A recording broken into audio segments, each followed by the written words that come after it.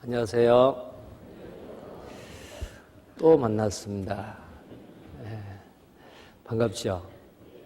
저도 굉장히 반갑습니다. 다 함께 기도하겠습니다.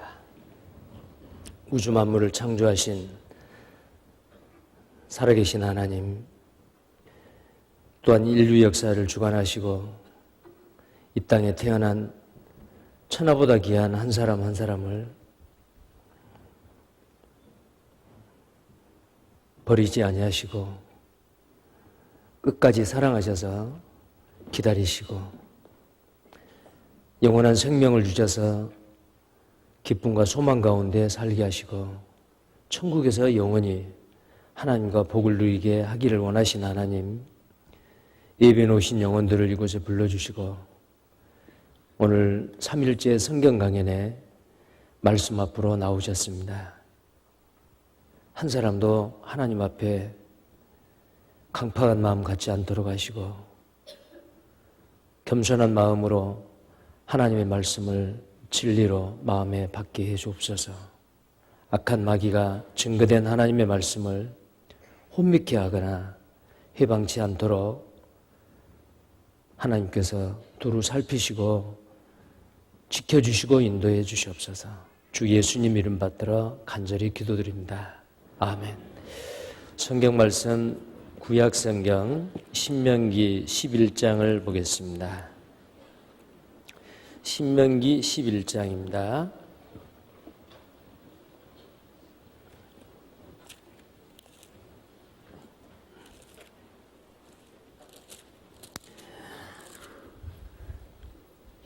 (26절부터) 제가 읽겠습니다. 신명기 11장 26절부터입니다. 구약성경 280페이지입니다. 26절부터 내가 오늘날 복과 저주를 너희 앞에 두나니 너희가 만일 내가 오늘날 너희에게 명하는 너희 하나님 여호와의 명령을 들으면 복이 될 것이요 너희가 만일 내가 오늘날 너희에게 명하는 도에서 돌이켜 떠나 너희 하나님 여호와의 명령을 듣지 아니하고 본래 알지 못하던 다른 신들을 좇으면 저주를 받으리라. 네 하나님 여호와께서 네가 가서 얻을 땅으로 너를 인도하여 들이실 때에 너는 그리심산에서 축복을 선포하고 에발산에서 저주를 선포하라. 하나님이 우주 만물을 창조하시고 하나님의 형상대로 지음받는 사람이 살 수 있도록 이 땅 지구를 만드셨습니다. 사람이 거할 수 있도록 20만 가지가 넘는 그 조건을 갖추어서 견고하게 사람이 거할 수 있도록 만드셨습니다. 근데 최초의 사람 아담에게 하나님께서 요구하시는 게 있습니다. 착하게 살아라. 사랑하라? 그것도 아니고요. 순종하랍니다. 동산 중앙에 있는 나무의 실과를 따먹지 말라. 따먹는 날에는 정령 죽으리라. 자, 그 말씀에 순종했더라면 이 세상에 죄가 들어오지 않았습니다. 죄가 없기 때문에 사망도 슬픔도 고통도 갈등도 또한 없었을 겁니다. 자, 그런데 아담 하와는 하나님 말씀을 불순종하였으므로 그의 영혼이 죽었습니다. 그리고 저주받은 겁니다. 죄를 짓고 죽어야 되고 영원한 심판과 지옥의 멸망을 받아야 될 사람이지만 하나님께서 그대로 내버려 두지 아니하시고 또다시 선악과를 먹지 말라는 그 법 말고 대속법이라고 하는 특별한 법으로 사람들이 하나님 말씀에 순종할 수 있도록 또 요구하셨습니다. 그러기 위해서 이 지구상에 한 특별한 민족을 선택하시고 그 민족에게 동일하게 에덴 동산에서 아담에게 명했듯이 내 말을 듣고 순종하면 너희는 복을 받을 것이다. 그러나 불순종하면 저주를 받으리라. 자, 순종을 요구하셨습니다. 그리고 그 하나님의 택한 백성 이스라엘 민족의 역사 가운데서 이스라엘 민족이 정말 순종하면 복을 받았습니다. 그런데 과거의 이스라엘 민족의 역사 가운데 순종보다도 불순종하는 역사가 더 많습니다. 그래서 이스라엘 민족은 정말 아주 비참한 민족이 되어버렸습니다. 저주받은 민족이 되어버렸습니다.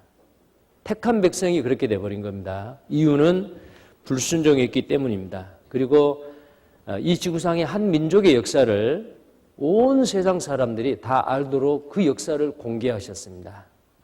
그것이 바로 성경이고 그뿐만이 아니고 전 세계에 이스라엘 민족을 흩어버리고 그들이 가는 곳마다 칼이 따르게 하여 정말 이스라엘 민족을 보고 많은 사람들이 말을 했습니다.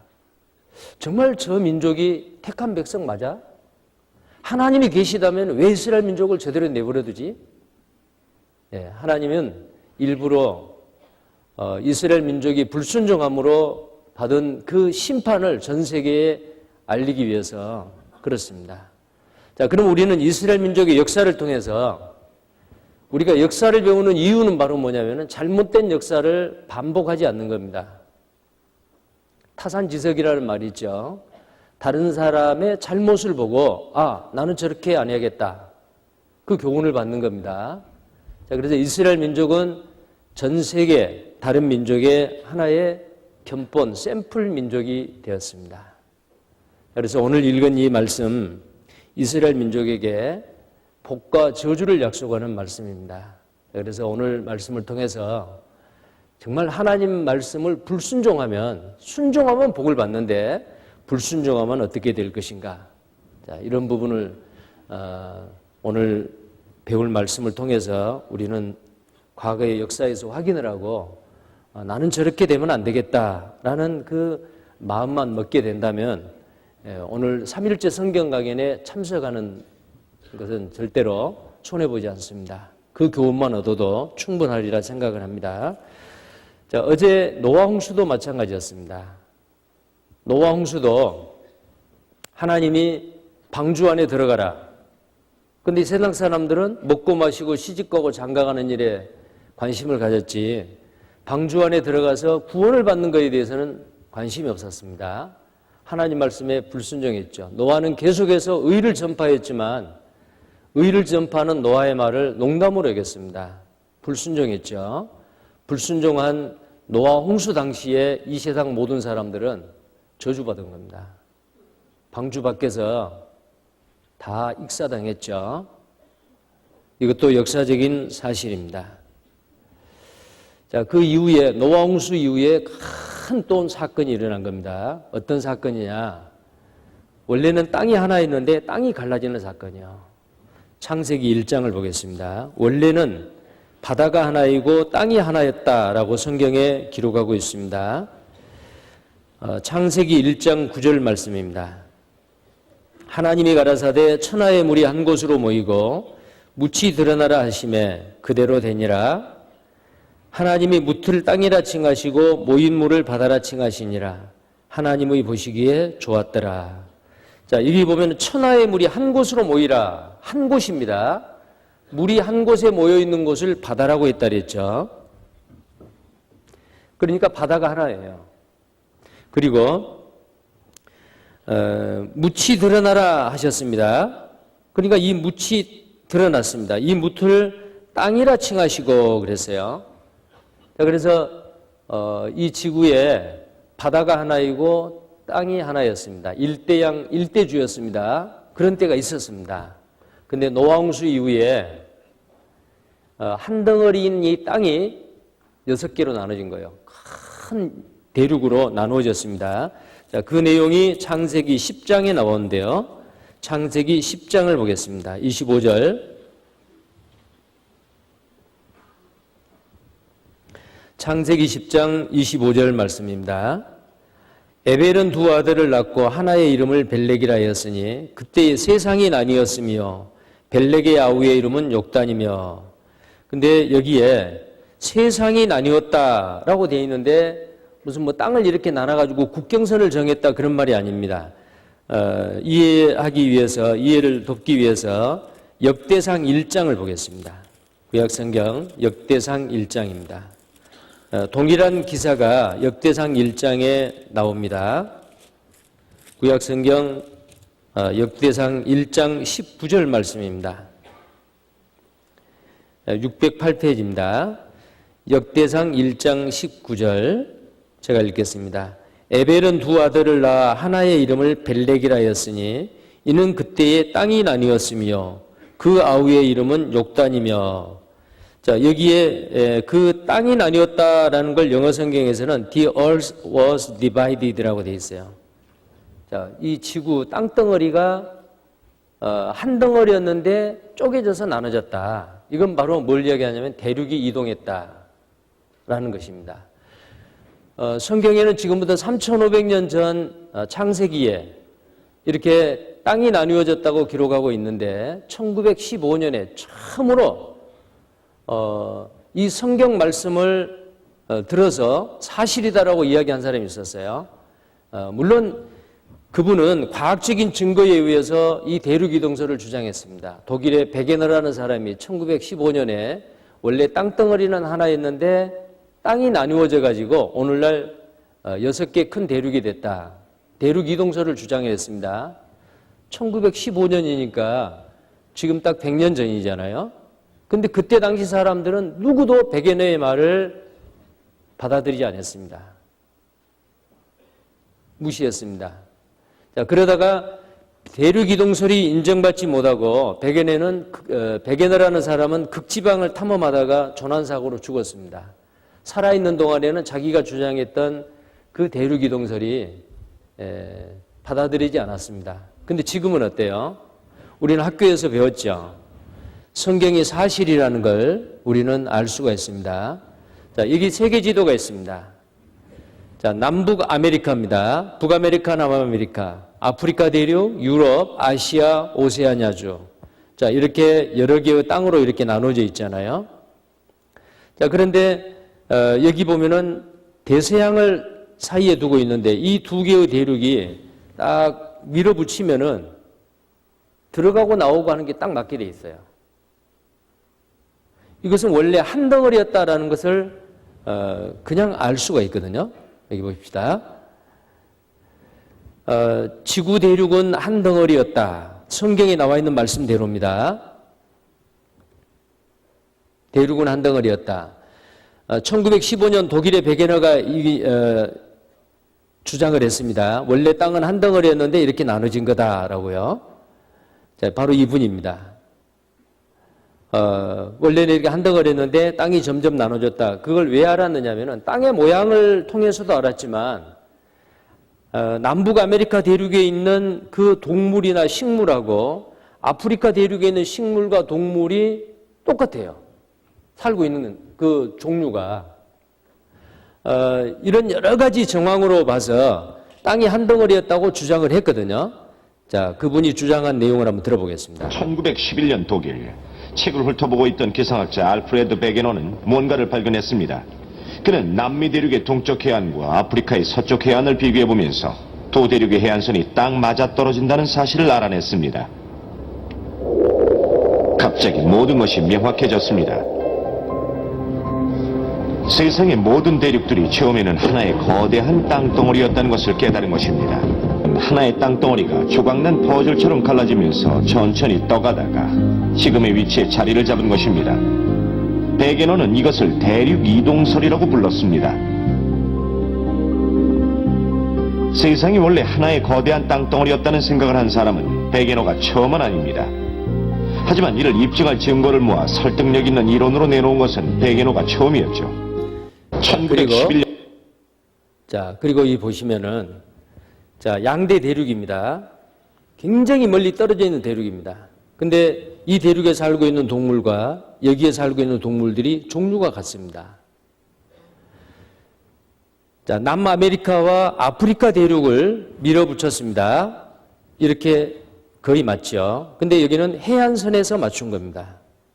풍화작용에 의해서, 파도에 의해서 땅이 깎여 나가는 겁니다. 근데 수심 200m 대륙붕, 이 수심 200m에서는 거의 다가 맞습니다. 그리고 수심 2000m에서는 퍼즐같이 딱 들어맞아 버립니다. 이건 원래 한 덩어리였다라는 것을 말해주고 있습니다. 이와 같이 한 덩어리였습니다. 판게아 대륙. 자, 근데 이게 점점 나눠져 가지고 오늘날 이렇게 5대양 6대주가 된 겁니다. 대륙이 움직인다. 지금도 아메리카와 유럽, 아프리카 사이에 1년에 약 5cm 정도씩 늘어나고 있습니다. 자, 해저 케이블을 깔고 그런데 여기에서 이 사실을 알게 된 거예요. 1년에 5cm가 지금도 이렇게 늘어나고 있어요. 그럼 반대쪽은 점점 그 육지가 가까워오고 있겠죠. 대서양 쪽에는 멀어지고 반대로 태평양 쪽에서는 가까워지고 자, 이런 현상이 지금도 일어난다라는 겁니다. 한반도, 일본 열도는 한반도에서 떨어져 나갔다. 지질학자들에 의해서 또한 입증이 된 사실입니다. 자, 이와 같이 전 세계 이 땅덩어리는 원래 하나였는데 나누어졌다. 이것이 바로 노아 홍수 이후에 일어난 사건입니다.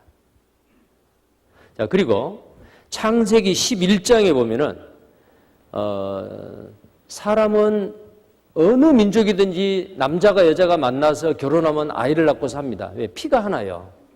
ABO형의 피가 같으면 수혈도 가능합니다. 그런데 말이 달라요. 전 세계 말이 한 6천여 가지가 된답니다. 근데 원래 성경에는 말이 하나였다라고 성경에 말하고 있습니다. 외국어가 생기게 된 사건입니다. 창세기 11장 1절부터 보겠습니다. 온 땅의 구음이 하나이요 언어가 하나이었더라. 이에 그들이 동방으로 옮기다가 신할 평지를 만나 거기 거하고 서로 말하되 자 벽돌을 만들어 견고히 굽자 하고 이에 벽돌로 돌을 대신하며 역청으로 진흙을 대신하고 자 말하되 자 성과 대를 쌓아 대 꼭대기를 하늘에 닿게 하여 우리 이름을 내고 온 지면에 흩어짐을 면하자 하였더니 여호와께서 인생들에 쌓는 성과 대를 보시려고 강림하셨더라. 여호와께서 가라사대 이 무리가 한 족속이요 언어도 하나이므로 이같이 시작하였으니 이후로는 그 경영하는 일을 금지할 수 없으리로다. 자 우리가 내려가서 거기서 그들의 언어를 혼잡케 하여 그들로 서로 알아듣지 못하게 하자 하시고 여호와께서 거기서 그들을 온 지면에 흩으신 거로 그들이 성 쌓기를 그쳤더라. 그러므로 그 이름을 바벨이라 하니 이는 여호와께서 거기서 온 땅의 언어를 혼잡케 하셨습니다. 여호와께서 거기서 그들을 온 지면에 흩으셨더라. 자, 창세기 10장에 보면 니무롯이라고 하는 함의 후손이 당시의 사람들의 마음을 비워버렸어요. 여호와 하나님 앞에 특이한 사냥꾼이다라고 표현이 되어 있습니다. 자, 짐승을 활로나 칼로 잡는 사람을 사냥꾼이라고 하잖아요. 근데 이 니무롯이라는 사람은 인류 역사 마지막 때에 많은 사람의 영혼을 사냥질해서 결국은 지옥을 끌고 간 그 적그리스도의 모형이고 그림자입니다. 자, 이 니무롯은 하나님 앞에 특이한 사냥꾼, 사람의 영혼을 사냥하는 사냥꾼의 모형이단 말입니다. 이 사람이 하나님을 대적하는 거예요. 어떻게 대적하느냐? 창세기 1장 28절에 보면은 여호와께서 사람들에게 복을 주시며 가라사대 생육하고 번성하여 땅에 충만하라. 땅에 충만하라고 하면 이 지구에 전 지구에 흩어져서 살아는 거거든요. 그런데 이 니무롯이 뭐라고 말하느냐면은 사람들에게 우리가 흩어지지 말자. 우리가 뭉치자. 어떻게 뭉치느냐? 대를 쌓는데 탑을 하나 쌓는데 하늘에까지 닿는 높은 탑을 하나 쌓자. 그래서 이 탑을 중심으로 우리가 흩어지지 말고 모여서 살자. 그리고 하나님을 경배하는 것이 아니고 우리 이름을 내자 그랬어요. 하나님 없는 완전히 인간 중심이에요. 이게 바벨탑입니다. 그래서 하나님은 이 바벨탑 쌓는 것 중단시키고 생육하고 번성하여 땅에 충만하라는 그 하나님의 말씀을 이루시기 위해서 온 세상에 다 흩어버립니다. 어떻게 흩어느냐? 말이 하나이고 구음이 하나였는데 언어를 혼잡케 해버리니까 말이 안 통하지 않아요? 말이 같은 사람들끼리 몇 사람씩 모여서 동서남북으로 뿔뿔이 흩어진 거예요.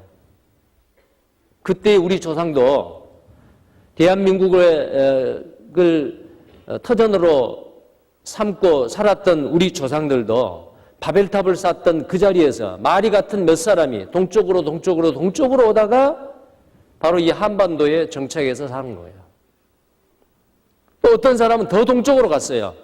그래, 알라스카 쪽으로 간 거예요. 가니까 얼음이 얼음. 땅은 나누어졌지만은 바다가 얼려 있어요. 그 얼음을 밟고 넘어간 곳이 북아메리카, 남아메리카예요. 그래서 남북 아메리카 인디언족은 한국 사람하고 풍습이 아주 비슷합니다. 피부 색깔도 같습니다. 지중해 연안으로 북쪽으로 올라간 사람들은 오늘날 백인이요. 서남쪽으로 간 사람은 오늘날 흑인들입니다. 동쪽으로 간 사람은 셈의 후손인 황인족들이요. 아시아 대륙을 차지하고 남북 아메리카 인디언족들이 바로 황인족입니다. 자, 그래서 전 세계로 인류가 뿔뿔이 흩어지게 된 사건이 이 바벨탑이고 외국어가 생기게 된 것이 이 바벨탑 사건이다. 자, 그러면 이 바벨탑을 쌓았다고 그랬는데 정말 바벨탑을 쌓았을까? 라는 겁니다. 여기 한번 보십시오. 자, 바벨탑을 이런 모양으로 쌓았다고 합니다.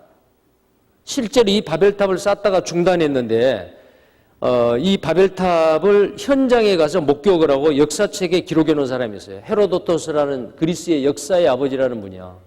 그분이 자기가 쓰는 역사책에 기록을 했습니다. 지금은 풍화작용해서 다 허물어져 버리고 사람들이 여기 이 바벨탑을 쌓았던 벽돌을 갖다가 자기 집들을 짓고 그래서 다 허물어져 버렸어요. 그런데 오늘날 그 바벨탑을 쌓았던 유적지가 발견이 된 겁니다. 이 바벨탑 보십시오. 노아 홍수 이후에 셈과 함과 야벳 이 세 아들이 자녀를 낳습니다. 이 중에서 함의 후손인 니므롯이라는 사람이 사람들의 마음을 모아서 바벨탑을 쌓게 했습니다. 자, 그래서 역사책에도 보면 성경에 나와 있는 노아의 세 아들 이름이 그대로 나옵니다. 셈, 함, 야벳입니다. 셈은 황인족, 함은 흑인족, 야벳은 백인족입니다. 타락, 도전, 붕괴, 애고된 멸망, 노아 자손들 홍수 심판 받고도 자, 홍수 심판을 받고 하나님 말씀을 도전했잖아요. 불순종했잖아요.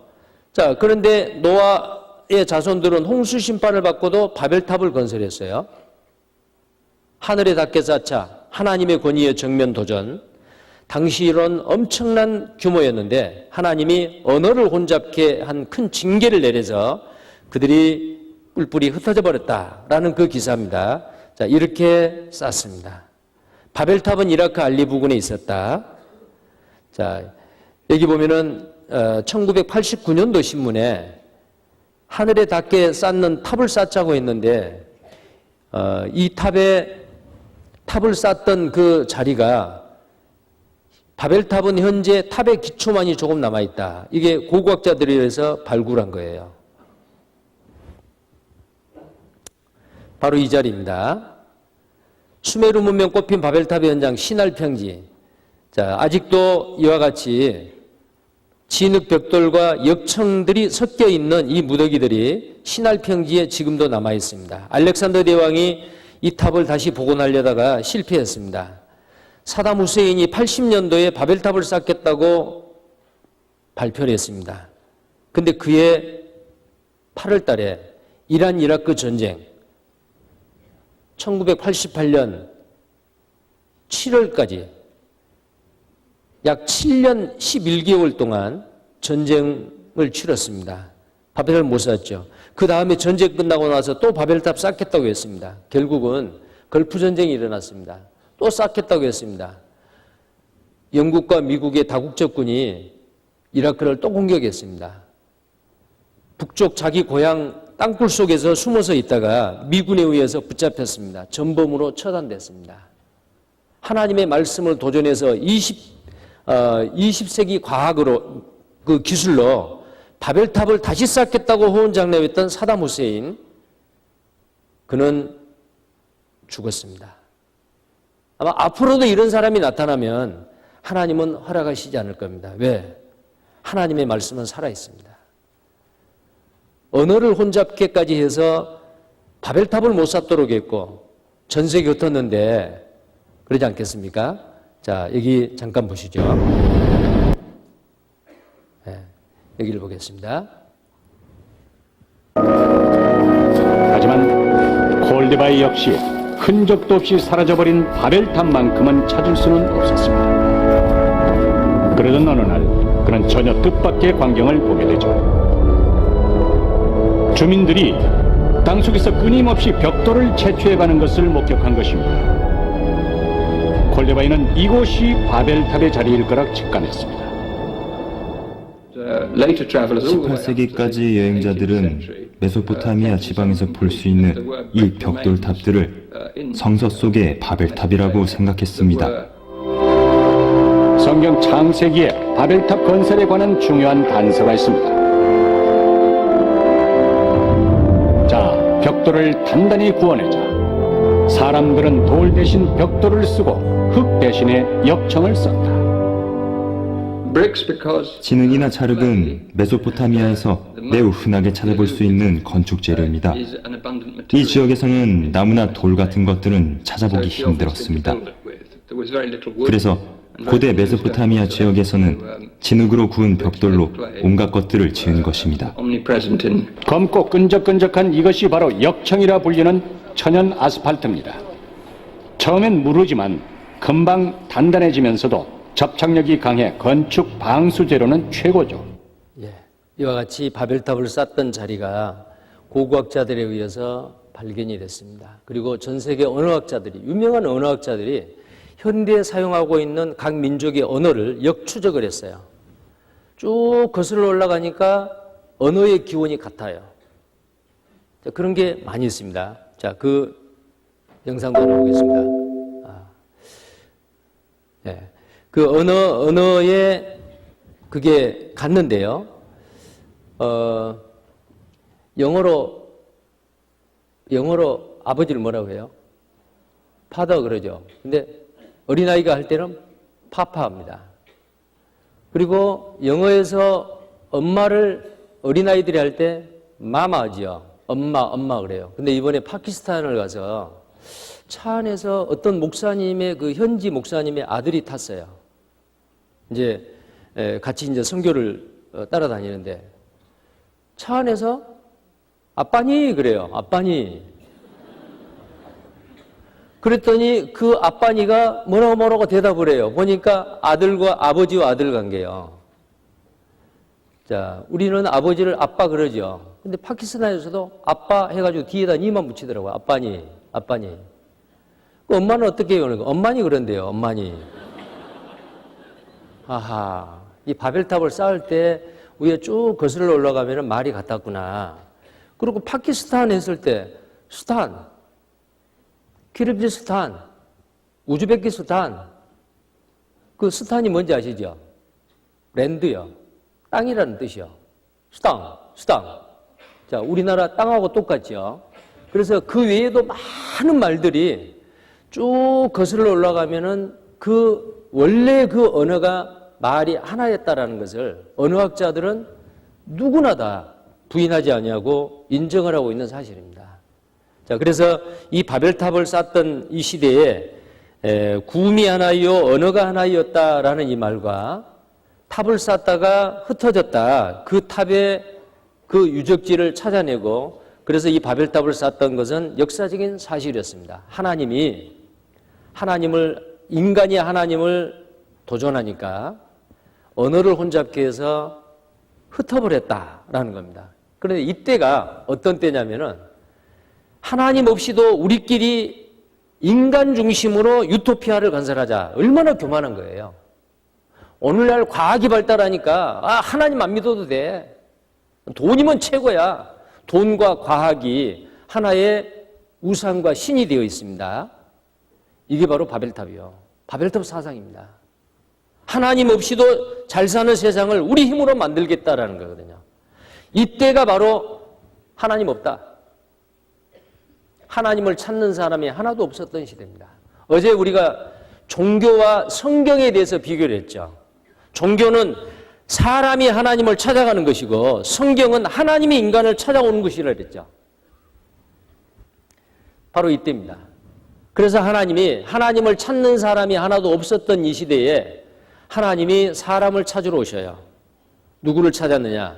한 사람을 불러냅니다. 바벨탑을 쌓던 그 자리에서 아브라함이라는 사람을 불러냅니다. 자, 그리고 그 아브라함에게 내가 지시할 땅으로 가라. 그는 한 번도 자기 고향 땅을 떠나본 적이 없는 사람인데 하나님 말씀을 순종합니다. 노아와 같았지요. 아담은 불순종했는데 노아는 순종했잖아요. 니므롯은 불순종했는데 아브라함은 순종을 합니다. 자기 고향 땅을 떠나서 하나님이 지시하는 땅으로 갑니다. 그 땅을 너와 내 후손에게 주리라. 땅을 약속을 합니다. 너로 인하여 큰 민족을 내가 만들리라. 큰 민족입니다. 숫자가 많아서 큰 민족이 아니고 숫자가 적어도 전 세계에 가장 큰 영향력을 미치는 민족, 큰 민족입니다. 오늘날 유태인입니다. 이스라엘이죠. 민족을 약속을 합니다. 그리고 지상의 모든 민족이 너를 인하여 복을 받으리라. 천하 만민이 너로 인하여 복을 받으리라.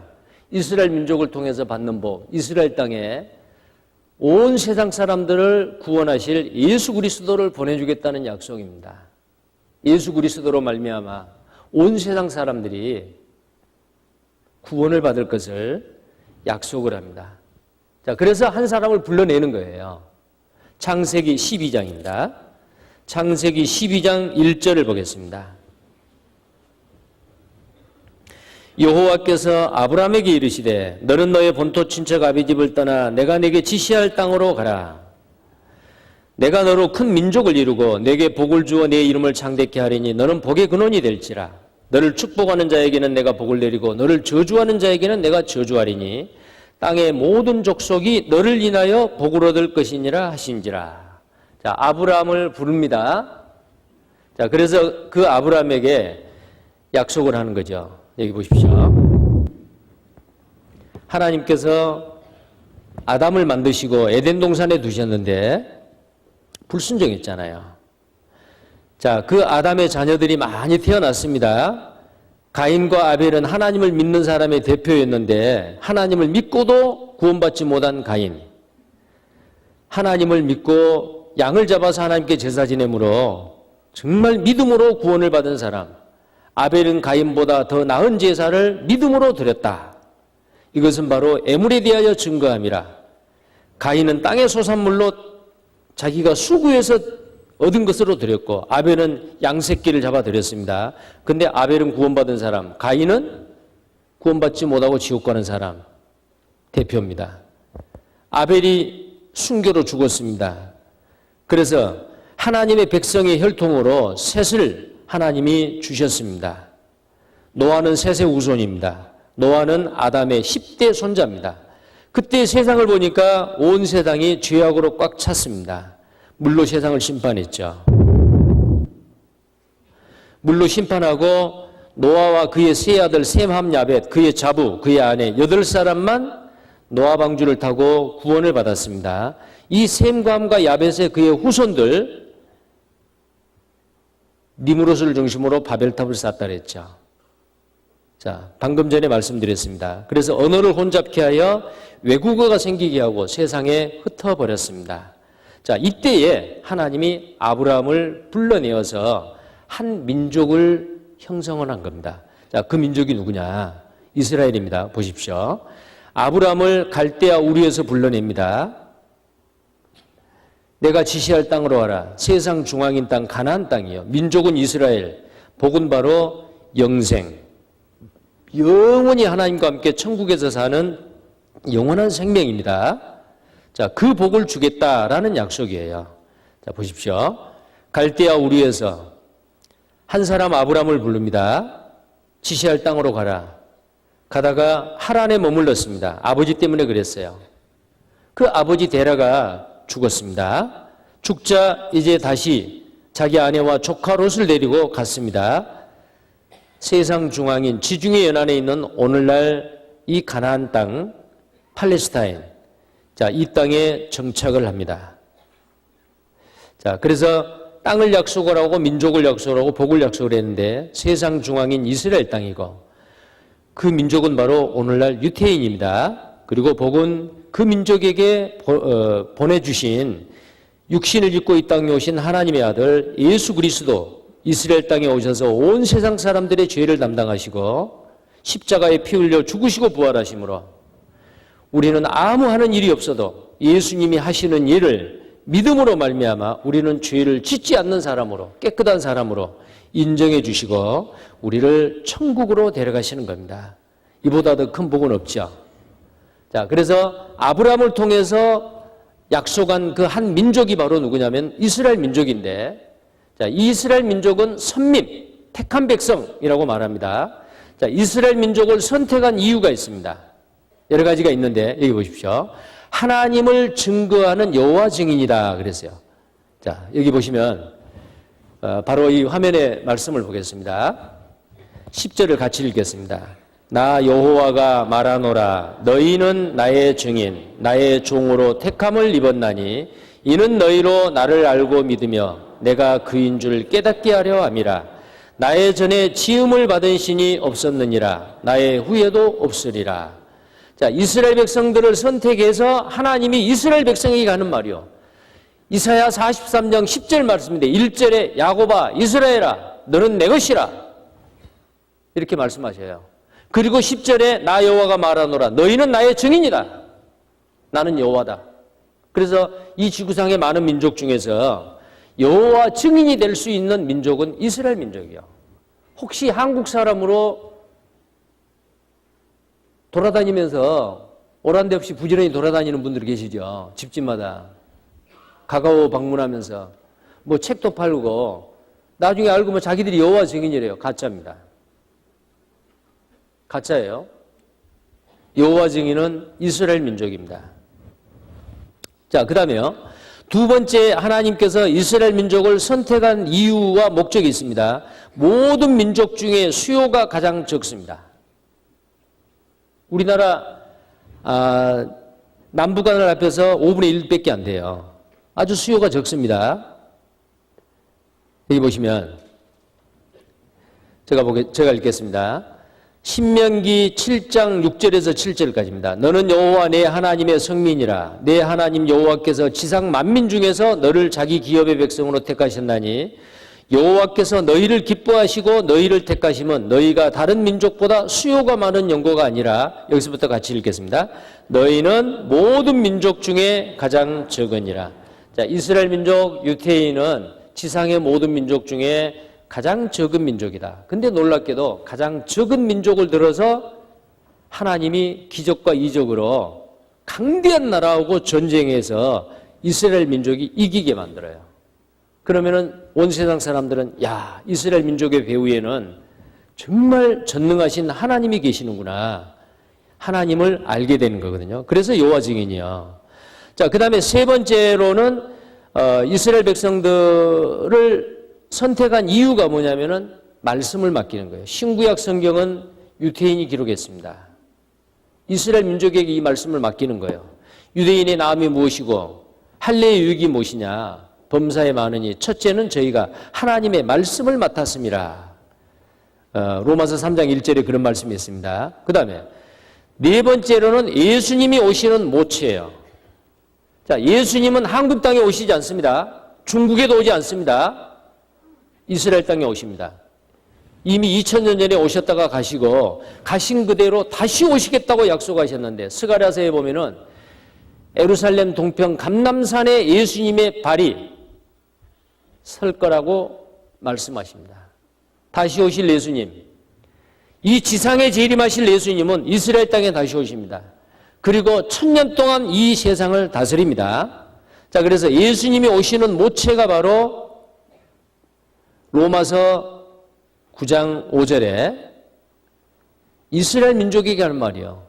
4절에 보면은 저희는 이스라엘 사람들이라 저희들에게 양자됨과 영광과 언약들과 율법을 세우신 것과 예배와 약속들이 있고 하고 5절에 뭐라고 되어 있냐면은 조상들도 저희 것이요 육신으로 하면 그리스도가 저희에게서 나셨으니 저는 만물 위에 계셔 세세의 찬양을 받으실 하나님이시라. 아멘.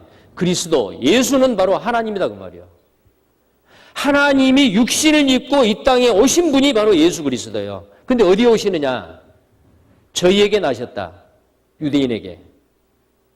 유대 땅 베들레헴에 나셨고 나사렛에서 30년 동안 생활하셨고 30세가 되어서 3년 반 동안 온 유대를 돌아다니면서 공생애를 하셨고 예루살렘 갈보리 십자가 거기서 온 세상 사람의 죄를 짊어지시고 운명하셨습니다. 물과 피를 다 쏟으시고 다 이루었다 하시고 온 세상 사람들의 죄를 다 처리하신 겁니다. 자, 그래서 이 예수님은 저희에게 나셨다. 유대인에게 오신 거예요. 그래서 이것은 바로 아브라함에게 약속했죠. 너로 말미암아 지상 모든 민족이 복을 받으리라. 근데 아브라함의 아들이 이삭이고 또 그의 손자가 야곱이고 그 다음에 야곱의 아들이 유다고 유다의 쭉 후손이 다윗이 있고 다윗의 후손으로서 예수 그리스도가 유대 땅 베들레헴에 탄생하셨습니다. 이스라엘 법적인 혈통에서 나셨죠. 마리아라고 하는 동정녀, 남자를 한 번도 가까이 하지 않냐는 깨끗한 처녀의 태를 빌려서 하나님의 능력으로 육신을 입고 이 땅에 오신 예수 그리스도 이스라엘 땅에 오셨습니다. 그 다음에 다섯 번째는 이방인의 거울이고 샘플이다. 오늘 읽었던 말씀이요. 순종하라, 복을 받을 것이다. 불순종하면 저주를 받을 것이다. 자, 이방인의 거울과 견본이 됩니다. 그 다음에 여섯 번째, 하나님이 작정하신 시간을 알려줍니다. 하나님이 작정하신 시간을 알려준다. 이건 무슨 말이냐면은 예수님께서 이스라엘 백성들이 전 세계에 흩어질 것을 말씀하셨습니다. 그리고 그들이 가는 곳마다 칼이 따를 것을 이야기했습니다. 그런데 그 이스라엘 사람들이 자기 땅으로 돌아오고 땅이 회복이 되고 민족이 강대한 나라가 됩니다. 그것을 예수님은 무화과나무로 표현을 했습니다. 무화과나무를 지나가다가 열매 없는 무화과나무를 저주하니까 죽어버렸어요. 깜짝 놀랐죠. 이것은 이스라엘 민족이 망할 것을 미리 보여준 겁니다. 그런데 예수님이 마지막 때에 되어질 일을 설명을 할 때 무화과나무 비유를 배우라. 마태복음 24장 32절에 그 무화과나무에서 연한 잎사귀가 나오면은 여름이 가까운 줄 아나니 인자 이맘도 이와 같으리라. 이 모든 일을 보거든 인자가 곧 문 앞에 이른 줄 알라. 이 세대가 지나가기 전에 이 모든 일이 다 이루리라. 무화과나무에서 잎사귀가 나오는 것은 망했던 이스라엘이 1900년 만에 나라가 독립이 됩니다. 자기 땅으로 돌아옵니다. 강대한 나라가 됩니다. 그것이 무화과나무에서 잎사귀가 나오는 거거든요. 이것을 보거든 인자가 곧 문 앞에 이른 줄 알라. 예수님 오실 날이 가깝다는 거예요. 자, 예수님 오신다는 예수님이 아직 안 오셨어요. 그럼 언제 오시죠? 무화과나무의 비유를 배우라 그랬어요. 전 세계 흩어져있는 이스라엘 사람들이 자기 땅으로 돌아갑니다. 그 황무지로 변했던 땅이 옥토로 변합니다. 에덴 동산과 같이. 곧 오십니다. 그때가 언제입니까? 지금 우리가 살고 있는 이 시대입니다. 그래서 이스라엘을 선택하신 그 이유가 하나님의 시계입니다. 그래서 어떤 사람들이 이렇게 말해요. 이스라엘 is God timepiece. 이스라엘은 하나님의 시계다. 하나님의 시계를 알려면 이스라엘 보면 알아요. 자, 그 다음에 세상 중앙에 거한다 그랬어요. 땅이 한 덩어리였을 때에 그 중앙이 어디냐? 지금 이스라엘 땅이에요.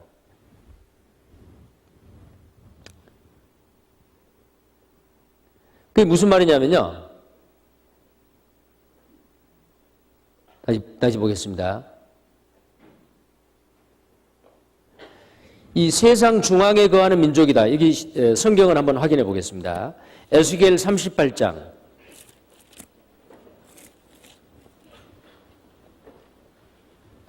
에스겔 38장 12절 말씀입니다.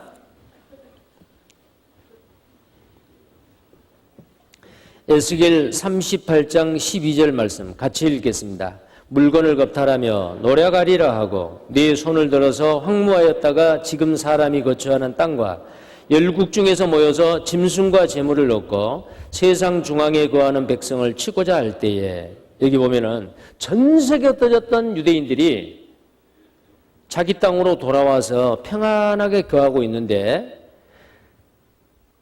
여기에 열국 중에서 모여서 짐승과 재물을 얻고 세상 중앙에 거하는 백성이다. 세상 중앙. 땅이 한 덩어리였을 때 그 땅 중앙이 어디냐면 오늘날 지중해 연안에 있는 이스라엘 땅입니다. 거기가 세상 중앙이에요.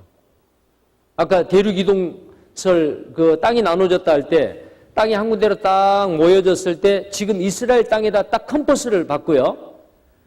한 바퀴 뺑 돌려면 전 세계 땅이 원안에 다 돌아버립니다. 그 땅 중앙이 어디냐면 이스라엘이요. 그래서 하나님은 아브라함을 일부러 갈대아 우리에서 불러서 세상 중앙인 땅인 이스라엘 땅으로 옮기게 한 겁니다. 그곳에 예수 그리스도가 오셔서 십자가에 죽으시고 온 세상 사람들을 구원하시고 이 구원의 복음이 온 세상에 동서남북으로 전해지도록 이것이 하나님의 계획이었습니다. 지금 이 에스겔서는 지금부터 2600년 전에 기록이 됐어요. 이때는 세계 일주 해본 사람이 아무도 없었어요. 세계 지도가 그려지지도 않았어요. 그러면 이때에 에스겔 선지자는 세상 중앙이 어딘지도 몰라요. 하나님이 불러주신 말씀을 적은 겁니다. 오늘날 보니까 세상 중앙이 이스라엘 땅이에요. 자, 그래서 하나님이 이스라엘 민족을 선택했다라는 겁니다. 자, 제가 방금 말씀드린 이 내용을 더 간단하게 좀 설명을 드리면요. 하나님이 이스라엘 민족을 선택했습니다. 기적과 이적을 나타냅니다. 사람으로는 도저히 할 수 없는 초자연적인 어떤 현상을 보여주는 거예요. 자, 그래서 하나님을 믿게 합니다. 그리고 각 시대별로 선지자들을 불러서 하나님의 말씀을 맡깁니다. 기록하라고 합니다. 근데 그 말씀이 구약이에요. 구약은 옛 약속입니다. 무슨 약속이냐? 여자의 후손, 아브람과 이삭과 야곱의 씨, 다윗의 후손, 예수 그리스도입니다. 예수 그리스도가 오실 것을 약속을 해요. 자, 그리스도가 정확하게 333번의 애언을 이루고 오셨습니다. 예수님께서 십자가에서 죽으실 때 다 이루었다. 온 세상 사람들을 구원하는 일을 완성하셨어요. 그리고 이 구원의 복음이 온 세상에 전파되게 하는 것이 이스라엘 민족을 선택하는 궁극적인 목적이다 그 말이야. 그래서 우리는 이스라엘 민족을 통해서 하나님이 살아계시고 성경이 사실인 것을 이 한 민족의 역사를 통해서 우리는 알 수가 있는 겁니다. 자, 아까 수요가 적은 민족이라 그랬는데 여기에 이 어린아이는 이스라엘 민족이고요. 이 큰 일본의 승모 선수는 강대한 나라, 땅덩어리도 크고 인구도 많고 군사력이 아주 뛰어난 고대, 중세, 현대 아주 강대한 나라들입니다. 근데 이스라엘하고 전쟁을 했을 때 이 강대한 나라들이 어때요? 이스라엘에게 패해요. 왜 그럴까요? 이스라엘이 용감해서일까요? 전술이 뛰어나서일까요? 국력이 강해서일까요? 아닙니다. 이스라엘의 배후에는 전능하신 하나님이 계세요. 그러니까 이 싸움에서 이스라엘이 이기는 거예요. 이렇게요. 실제로 이런 일은 일어나기 어렵잖아요. 근데 보십시오. 씨름은 3세판이요. 자, 3대0 스트레이트로 이겼죠. 자, 아까 말씀드렸습니다. 여호와의 증인이다 그랬는데 이 세계 지도를 보십시오. 자, 세계 지도를 보면은 이 땅을 싹 갖다 뭉치면은 땅이 한 덩어리가 된다 그랬죠. 그런데 그 한 덩어리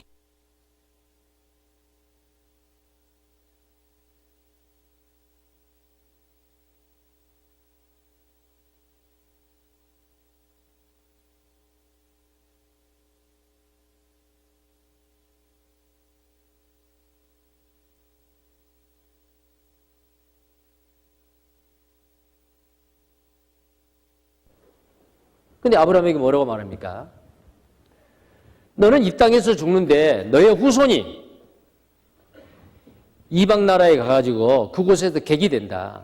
그리고 그들을 400년 동안 섬길 거다.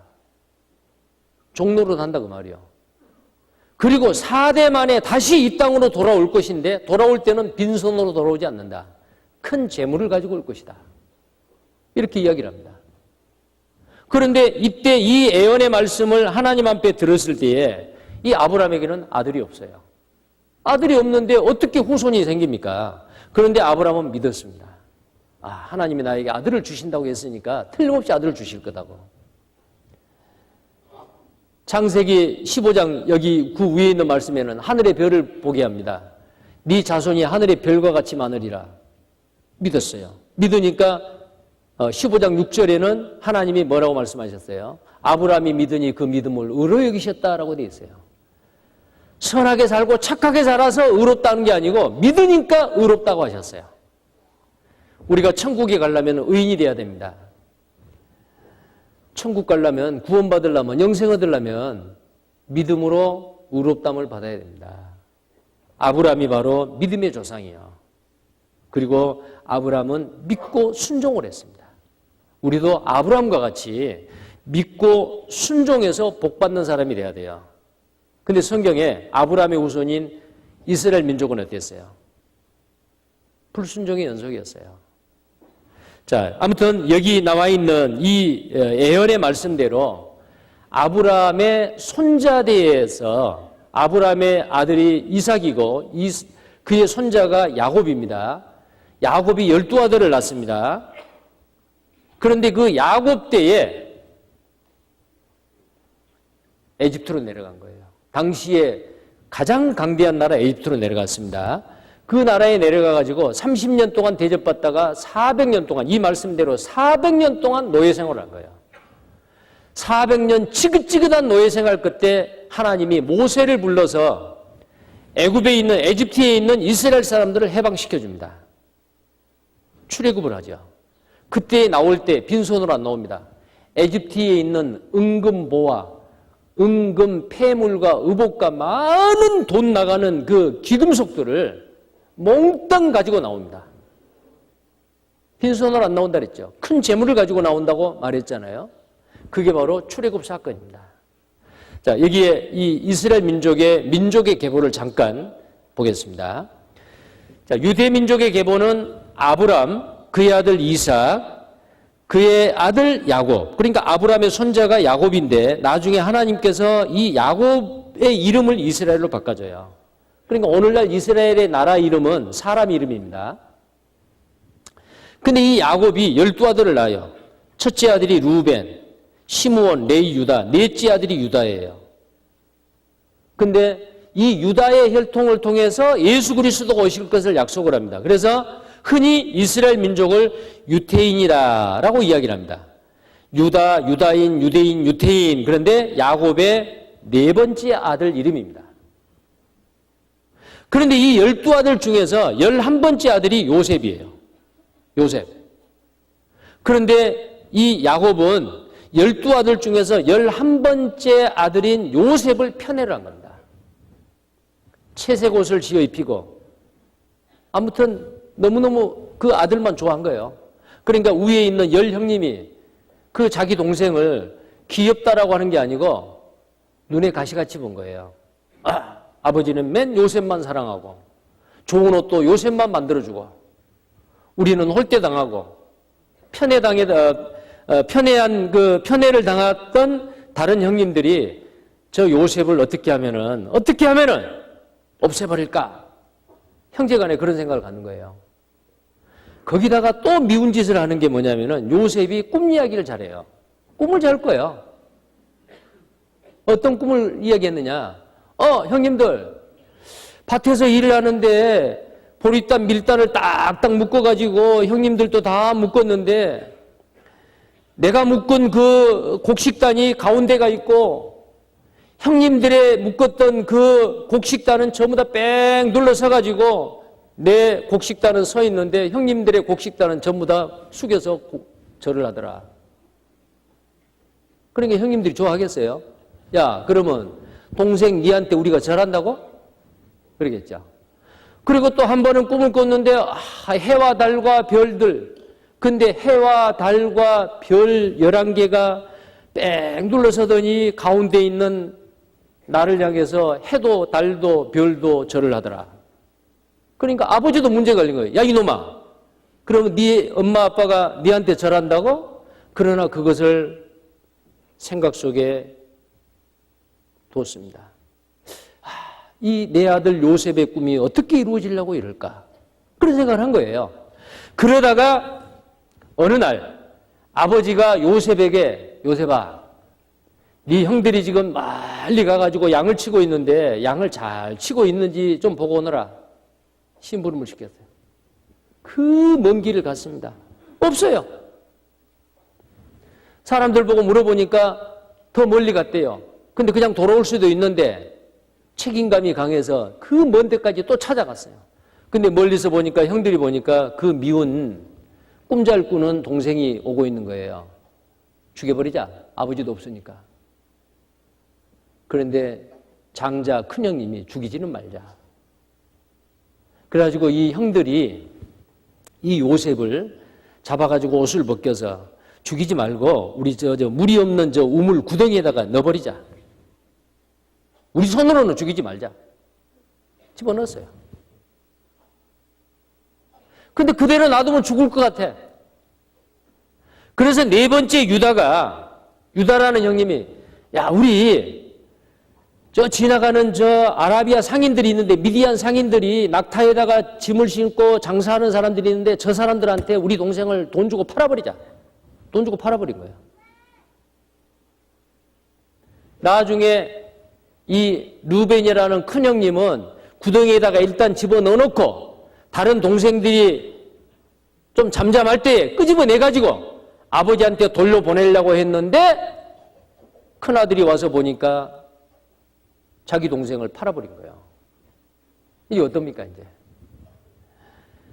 자기 아버지한테 와가지고 자기 동생 벗긴 그 옷을 갈갈이 찢어가지고 염소 한 마리 잡아서 피를 듬뿍 받아서 피를 묻혀가지고 아버지한테 주는 거예요. 아버지 우리가 양을 치고 있는데 이런 옷을 봤습니다. 이거 누구 옷일까요? 아버지를 속인 겁니다. 아버지가 그 옷을 보니까 자기가 만들어준 채색 옷이잖아요. 피가 듬뿍 묻어있죠. 사나운 짐승이 내 아들을 해쳤구나. 그러면서 울부짖고 슬퍼합니다. 가장 사랑하는 아들이 짐승에게 찢겨 죽었다고 생각하니까요. 자, 에집트로 팔려간 그 요셉은 하나님이 그를 고난 가운데서 들어서 높이 들어 올립니다. 에집트의 총리 대신이 돼요. 총리 대신은 에집트의 왕 다음에 제2인자예요. 왕이 인장 반지를 꺼내가지고 옥새죠. 요셉의 손가락에 끼워주고 네 맘대로 해라. 왜냐하면 또 거기서 꿈을 꿨거든요. 왕이 꾼 꿈을 해몽을 해줬어요. 그러면 이 나라를 다스릴 자는 너밖에 없다. 그때가 나이가 30세입니다. 에집트에 끌려갈 때는 17살 먹은 소년이었어요. 30세 젊은 나이에 왕 다음에 총리 대신이 됐습니다. 그런데 아니나 다를까 그 꿈 이야기대로 7년 동안 풍년이 들더니 7년 동안 흉년이 들기 시작했습니다. 다 굶어 죽고 갑니다. 그런데 그 7년 풍년 때에 그 꿈 해석대로 전국의 잉여 농산물을 사들여가지고 에집트 전국에다가 곡식 창고를 땅속에다가 만들어요. 가득 곡식 창고를 전 국토에다가 지역마다 만들어 놓습니다. 흉년이 들었어요. 다른 나라는 전부 다 굶어 죽어 가는데 에집트에는 식량이 많이 비축이 돼 있어요. 에집트 국민들도 살게 되고 이웃 나라도 와서 식량을 사러 오는데 가나안 땅 세상 중앙에 살고 있는 가나안 땅에 살고 있는 요셉을 팔아먹었던 형님들, 자기가 죽은 줄 알고 슬퍼한 자기 아버지 굶어 죽어가죠. 그래서 이 요셉의 아버지 야곱이 다른 아들들을 시켜가지고 에집트에 곡식이 많다고 하는데 은금보화를 싣고 가서 식량을 구해오너라. 우리가 앉아서 죽을 수 있느냐? 가가지고 식량을 구하러 갔는데 요셉이 딱 보니까 자기 형님들이 무릎을 꿇고 우리에게 식량을 주세요. 돈 가져왔습니다. 자, 꿈 이야기대로 됐죠. 자기 형님들이 무릎을 꿇은 거예요. 그러나 요셉은 자기 신분을 밝히지 않습니다. 식량을 줍니다. 몰래 그 가져온 은금, 돈도 그 식량 보자기 안에다가 다 집어넣었습니다. 물론 제가 다 말씀을 안 드립니다. 그리고 이제 올라가요. 그 식량이 다 먹고 이제 또 바닥이 나지요. 아직 흉년이 몇 년 더 남았어요. 또 식량을 두 번째 사러 갑니다. 이번에는 자기 그 요셉의 동생 베냐민까지 데려오라고. 당신들 동생이 있다고 했는데 동생 안 데려오면 식량 절대로 못 구한다. 동생까지 데려와요. 그리고 두 번째 내려왔을 때에 이 요셉이 형들한테 형님들, 내가 당신들이 팔아서 에집트의 종으로 팔아버렸던 동생 요셉이요. 그러니까 그 형님들이 어떻게 됐을까요?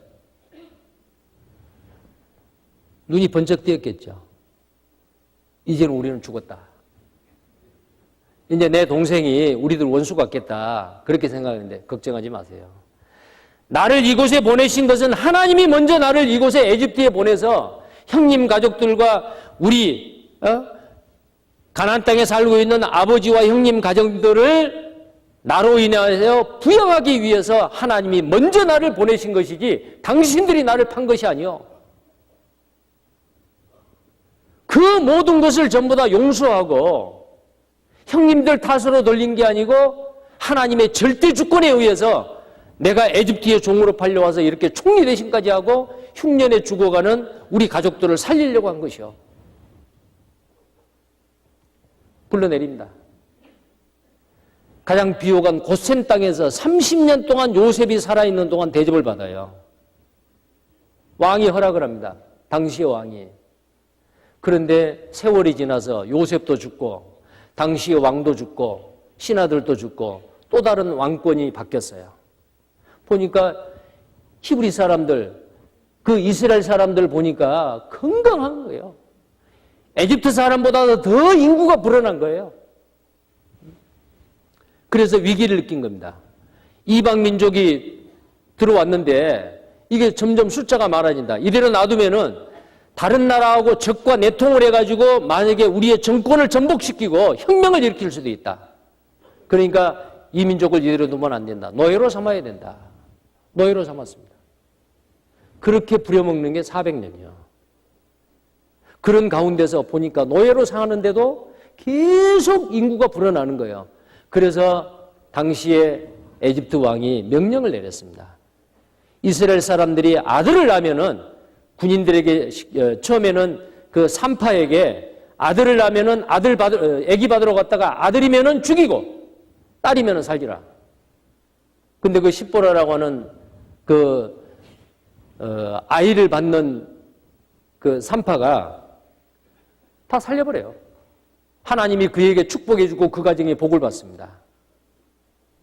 나중에 왕이 에집트 군세를 시켜가지고 이스라엘 민족이 아들이 보이기만 하면 아들을 다 잡아가지고 군인들이 잡아다가 에집트의 나일강에다 다 빠뜨려 죽여버리는 거예요. 그때에 모세가 태어난 겁니다. 모세의 어머니가 숨어서 3개월 동안 그 아들을 키웁니다. 이거 이제 나중에 커서 이거 들통나면 큰일 나겠다. 갈대 상자에다가 방수를 해가지고 그 안에다가 보자기를 쌓고 그 안에 그 모세, 3개월 된 모세를 에집트 나일강에다 띄워놓습니다. 에집트의 공주가 시녀들과 함께 산책을 하다가 나일강에 갈대 상자를 발견했습니다. 열어보니까 예쁜 아이 하나가 있는 거예요.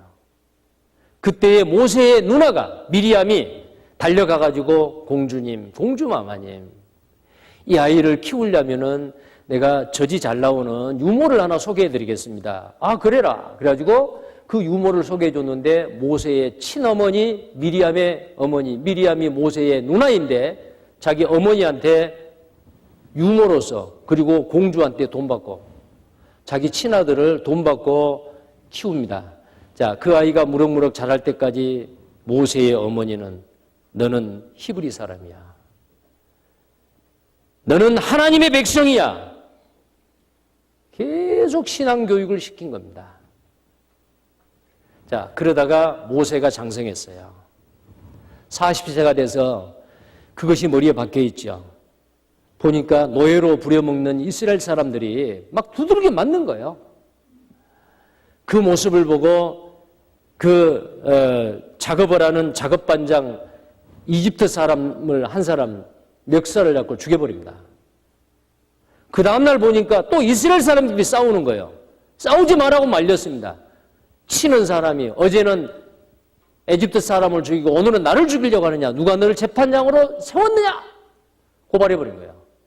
그래서 모세는 40세에 살인자로서의 지명수배령이 내립니다. 도망가 버려요. 미디안 광야로 도망을 갑니다. 그곳에서 40년 동안 생활을 합니다. 그때에 하나님께서 에집트에서 노예 생활하고 있는 이스라엘 사람들이 울부짖는 소리를 들으시고 하나님께서 모세를 떨기나무 불꽃 가운데서 불러 모세야, 모세야, 내 백성 이스라엘을 가서 구원해내라. 그래서 모세는 지팡이 하나 들고 에집트로 내려갑니다. 순순히 돌려보내겠어요? 당시에 바로 그 왕이 안 돌려보냅니다. 그래서 하나님은 모세를 통해서 10가지 기적을 행해요. 10가지 기적. 아까 제가 말씀드렸죠. 정말 노예민족, 수요가 적은 민족에게 기적과 이적을 나타내서 하나님의 계심을 나타낸다 그랬죠. 그게 그 유명한 출애굽 역사입니다. 자, 이스라엘의 역사 잠깐 보시죠. 아브라함, 이삭, 야곱 12아들이라 했죠. 애굽에서 400년 동안 노예 생활을 합니다. 그 노예 생활을 하는 400년 동안에 만들어진 에집트의 피라밋은 유대인 노예를 동원해서 만들었습니다. 물론 그 전에도 피라밋을 만들었고 그 이후에도 만들었지만 이스라엘 사람들이 400년 동안 사는 동안에 만들었던 피라밋은 유대인이 만들었어요. 여기 보시면요. 그래서 하나님이 10가지 기적을 행하게 하는 거예요. 자, 이스라엘 사람들이 이 고센 땅에 내려가서 30년 동안 대접받다가 이곳에서 노예 생활을 합니다. 정말 지긋지긋한 노예 생활을 합니다.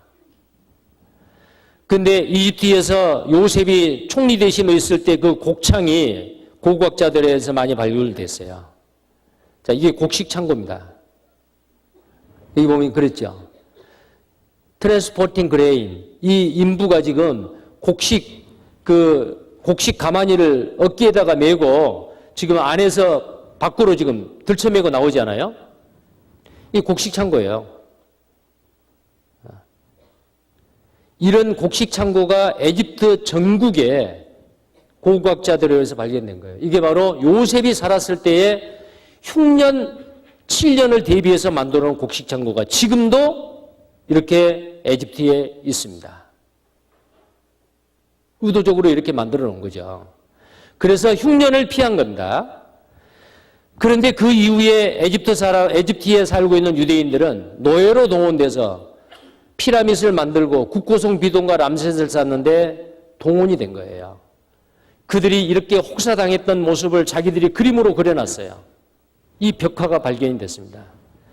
이스라엘의 외무장관이 이집트와 국교 정상화가 됐는데 이집트를 방문해가지고 이런 말을 했습니다. 피라미드는 누가 만들었나? 이스라엘 외무장관 우문의 뜻은 뭐냐? 어리석은 질문인데 어리석은 질문이 아니야. 지금 당신 나라에 있는 이 피라밋은 우리 민족, 우리 조상들이 400년 동안 노예 생활할 때 수고해서 만들어 놓은 건데 이거 전 세계 사람들이 보러 구경하러 와가지고 당신 나라에 돈 뿌리고 간다. 당신들이 그래도 관광 수입을 볼 수 있는 게 우리 조상 덕인 줄 알아. 그거 말하고 싶은 거예요. 국고성 비동과 람셋 건축광이었던 람세스 2세가 동원을 해서 한 도시를 건설했거든요. 그때 동원되었던 사람이 유대인입니다. 국고성 비동과 람셋을 건축하기 아니라 출애굽기 1장 11절 말씀이죠. 자, 그때에 안 돌려보내니까 하나님께서 모세를 통해서 10가지 기적을 행합니다. 나일강이 피가 됩니다. 개구리가 온 에집트를 덮어버립니다. 이, 파리, 악질, 독종, 우박, 메뚜기, 흑암, 장자를 죽이는 기적까지 10번째 큰아들을 다 죽여버려요. 근데 이 10가지 기적은 전부 다 뭐냐? 나일강이 에집트의 신이요. 개구리도 신이요. 이도 신이고 파리도 신이고 다 신입니다. 이집트 사람들이 믿고 있는 신, 하나님 앞에서는 아무것도 아니다라는 것을 하나님이 모세를 통해서 보여주는 거예요. 장자의 죽음, 큰아들을 다 죽여버리죠. 그런데 이스라엘 사람들은 큰아들이 죽지 않는 비법이 있어요. 하나님이 모세에게 말합니다. 1년 된 깨끗한 순양을 잡아서, 양입니다. 이 양 한 마리를 잡아서 피를 받고 문 좌우설주와 임방에 바르라. 반드시 양을 잡습니다. 양을 잡아서 문 좌우설주와 임방에 바르라. 내가 피를 볼 때 넘어가리라. 장자가 죽어야 될 것을 양이 대신 죽은 거예요. 이것은 먼 훗날에 고린도전서 5장 7절에 우리의 유월절 양인 그리스도라고 말하고 있습니다. 그래서 이스라엘 사람들은 그 유월절 날 밤에 한 사람도 죽지 아니하고 에집트에 있는 모든 큰아들은 다 죽었어요. 그런 내용이 성경에 뿐만 아니고 이집트에서의 10가지 재앙과 출애굽 당시 노예들의 대탈출을 기록하고 있는 문헌이 발견됐는데 이게 네덜란드 박물관에 지금도 소장이 되어 있습니다. 자, 출애굽을 하는데 시나이 반도를 거쳐가지고 바로 이 누에바라고 하는 이 홍해바다, 아카바만입니다. 이 홍해바다를 가로질러서 건너편 이 시내산으로 들어가는 거예요. 출애굽 행렬 눈앞에 보이는 듯하다. 모세의 기적은 바람의 힘이었다. 모세의 기적 바람이 만들었다. 자, 보십시오. 그리고 The Signature of God이라고 하는 하나님을 증거하는 그 고고학적인 내용들인데요. 유대인들이 그 광야에서 낙서를 해놨어요. 이렇게 바위에다가. 근데 그 글이 이런 거예요. The wind blowing, the sea dividing into part, they pass over. 바닷물이 갈라지고 그들이 지나갔다. 홍해바다가 갈라지는 거예요. 자, 그래서 홍해바다가 나누어지는 그 놀라운 기적이 이스라엘 백성들이 이 고센에서 살았는데 여기 숫곳에서 출발해가지고요. 이렇게 에담으로 갔다가 나중에 비하이롯에서 믹돌이라는 곳으로 갔다가 건너편에 바알스본으로 건너갔다라고 성경에 되어 있습니다. 근데 이 홍해바다가 나누어진 곳이 바로 이곳이요. 홍해바다가 나누어진 곳이. 자, 그 장면을 십계라는 영화의 한 부분을 잠깐 한번 보겠습니다. 그분의 전지전능하신 이 힘을 보라.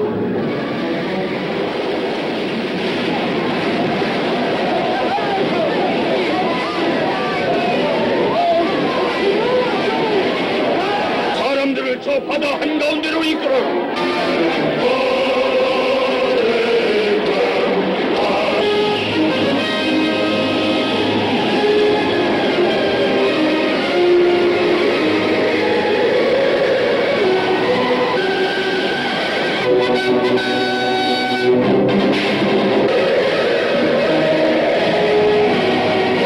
하느님의 힘을 거역하려 드는가?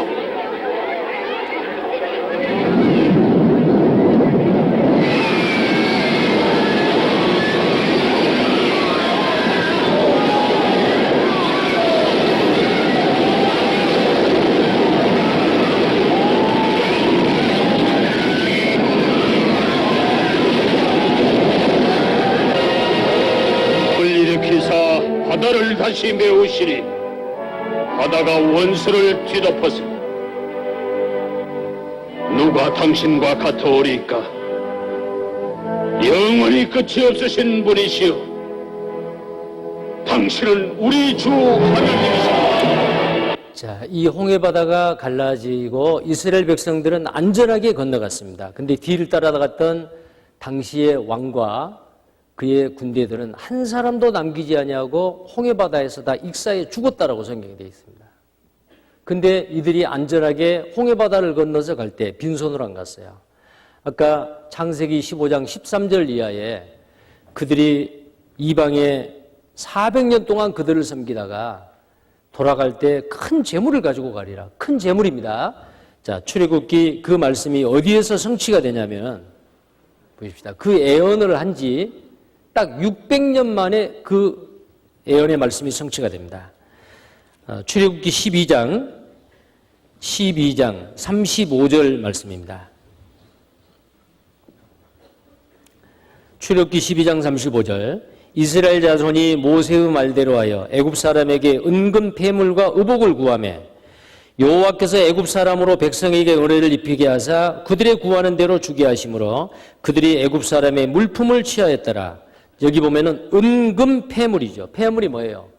보석이죠. 무게도 적게 나가고 부피도 적게 나가면서 아주 비싼 거.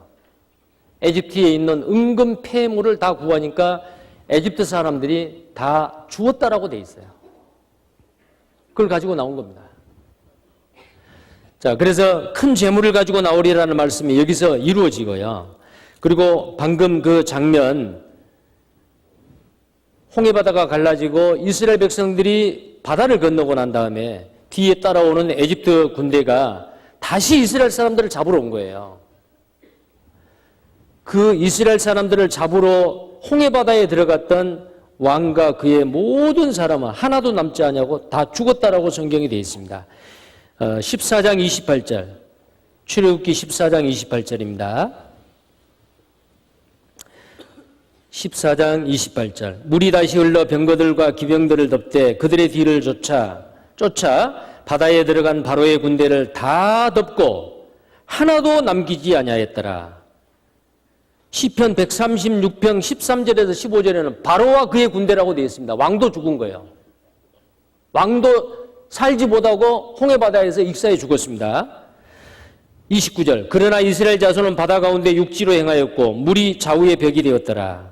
그날에 여호와께서 이같이 이스라엘을 애굽 사람의 손에서 구원하시매 이스라엘이 바닷가에 애굽 사람의 시체를 보았더라. 이스라엘이 여호와께서 애굽 사람에게 베푸신 큰 일을 보았으므로 백성이 여호와를 경외하며 여호와와 그 종 모세를 믿었더라. 자, 그 기적을 보고 정말 하나님이 계시구나. 기적을 보고 이스라엘 사람들은 하나님을 믿고 모세와 아론을 믿었더라라고 되어 있습니다. 자, 이제 홍해바다를 건너서 광야에 들어갑니다. 시나이 반도를 거쳐서 약 4일 정도 걸으면은 그 누에바 그 바닷가에 도착할 수 있다 그래요. 자동차로 가면 7시간만 가면 돼요.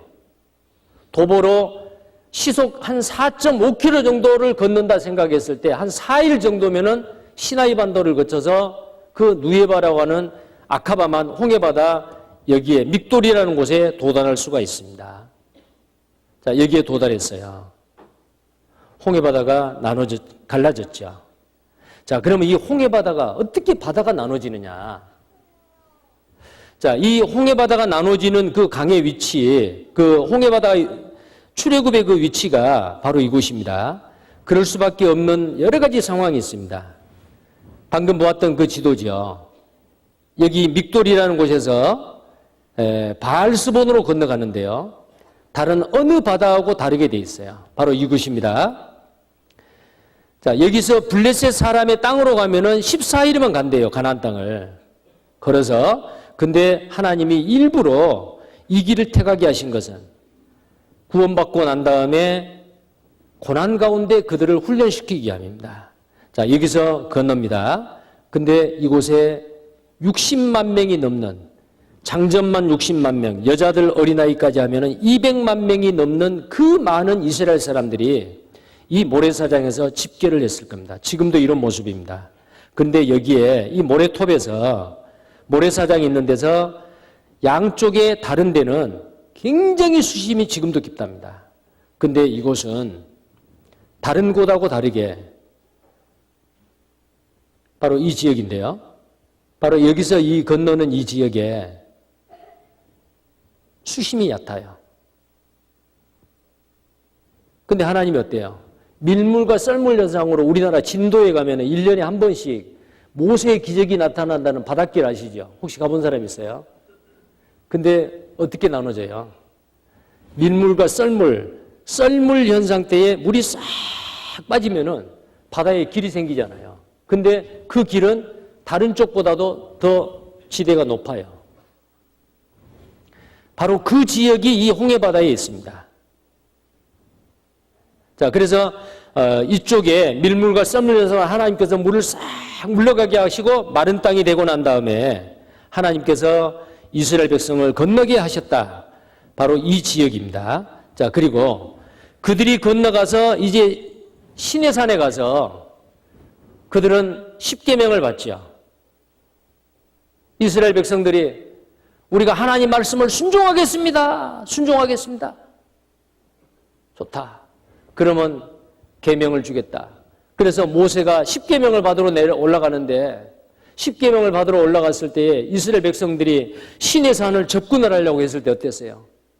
번개와 내성과 불로써 온 기점에서 나는 연기와 같이 피어올랐다라고 성경에 되어 있어요.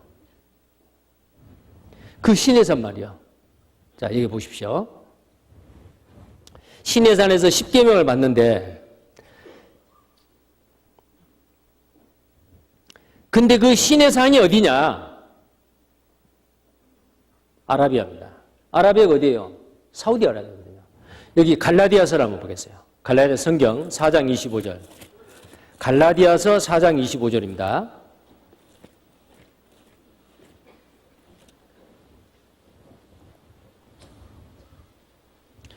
갈라디아서 4장 25절 함께 읽겠습니다.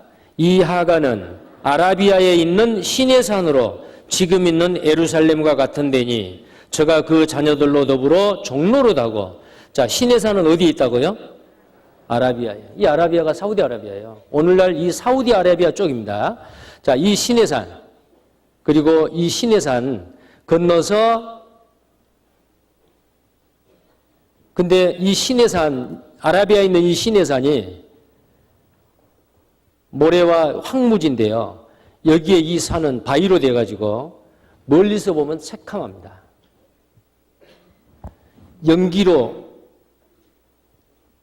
옹기점에 나는 연기와 같이 탄 거예요. 자, 출애굽기 19장 18절 한번 보겠습니다. 출애굽기 19장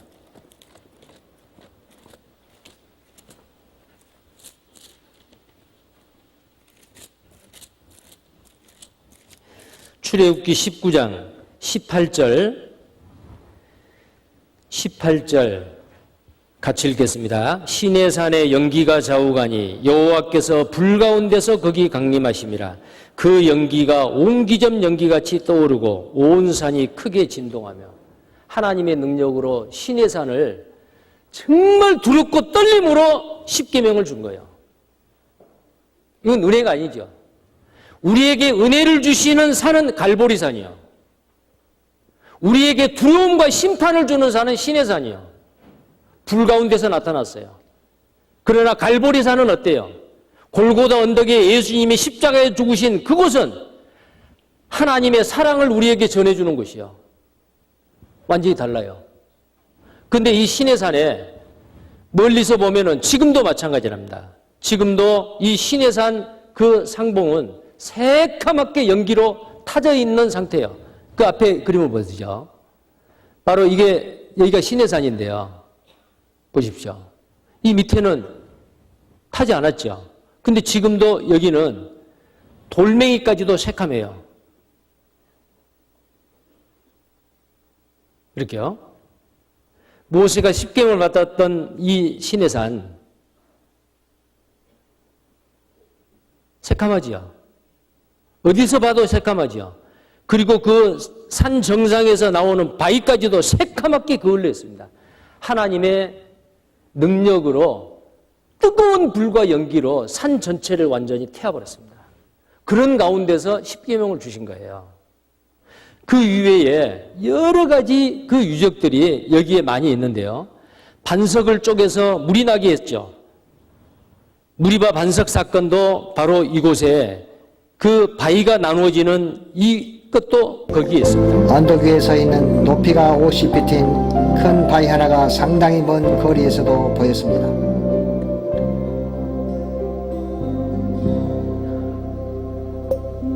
사람들이 다시 물을 달라고 불평하자 주님은 이들의 울부짖는 소리를 들으시고 모세에게 바위를 치게 하사 풍부한 물이 터져 나오게 하셨습니다. 하나님의 손에 의해 위에서 아래로 그 바위의 가운데가 갈라졌습니다.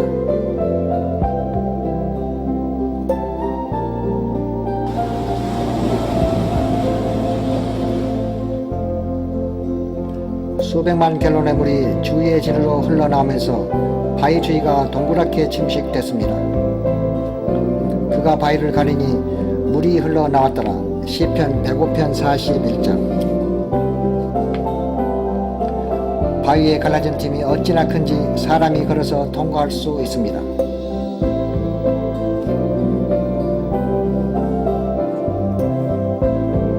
밑에 있는 돌들에서 물 침식의 뚜렷한 흔적을 볼 수 있습니다.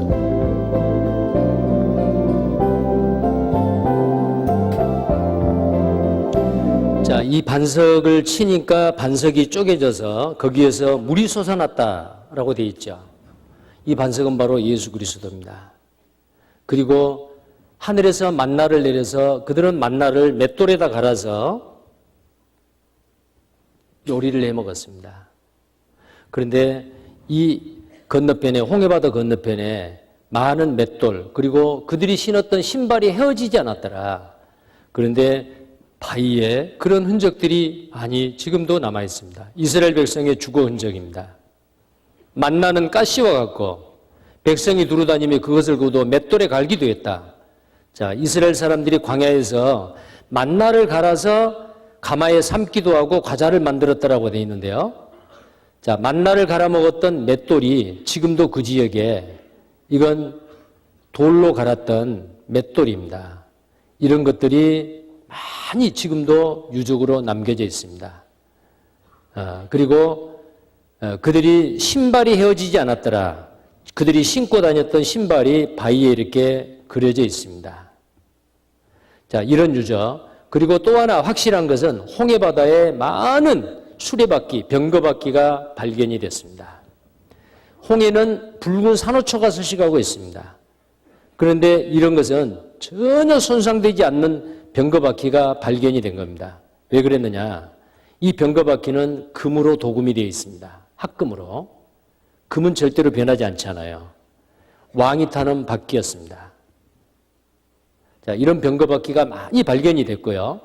또 하나는 홍해바다에서 빠져 죽은 왕의 미라까지도 발견이 됐습니다.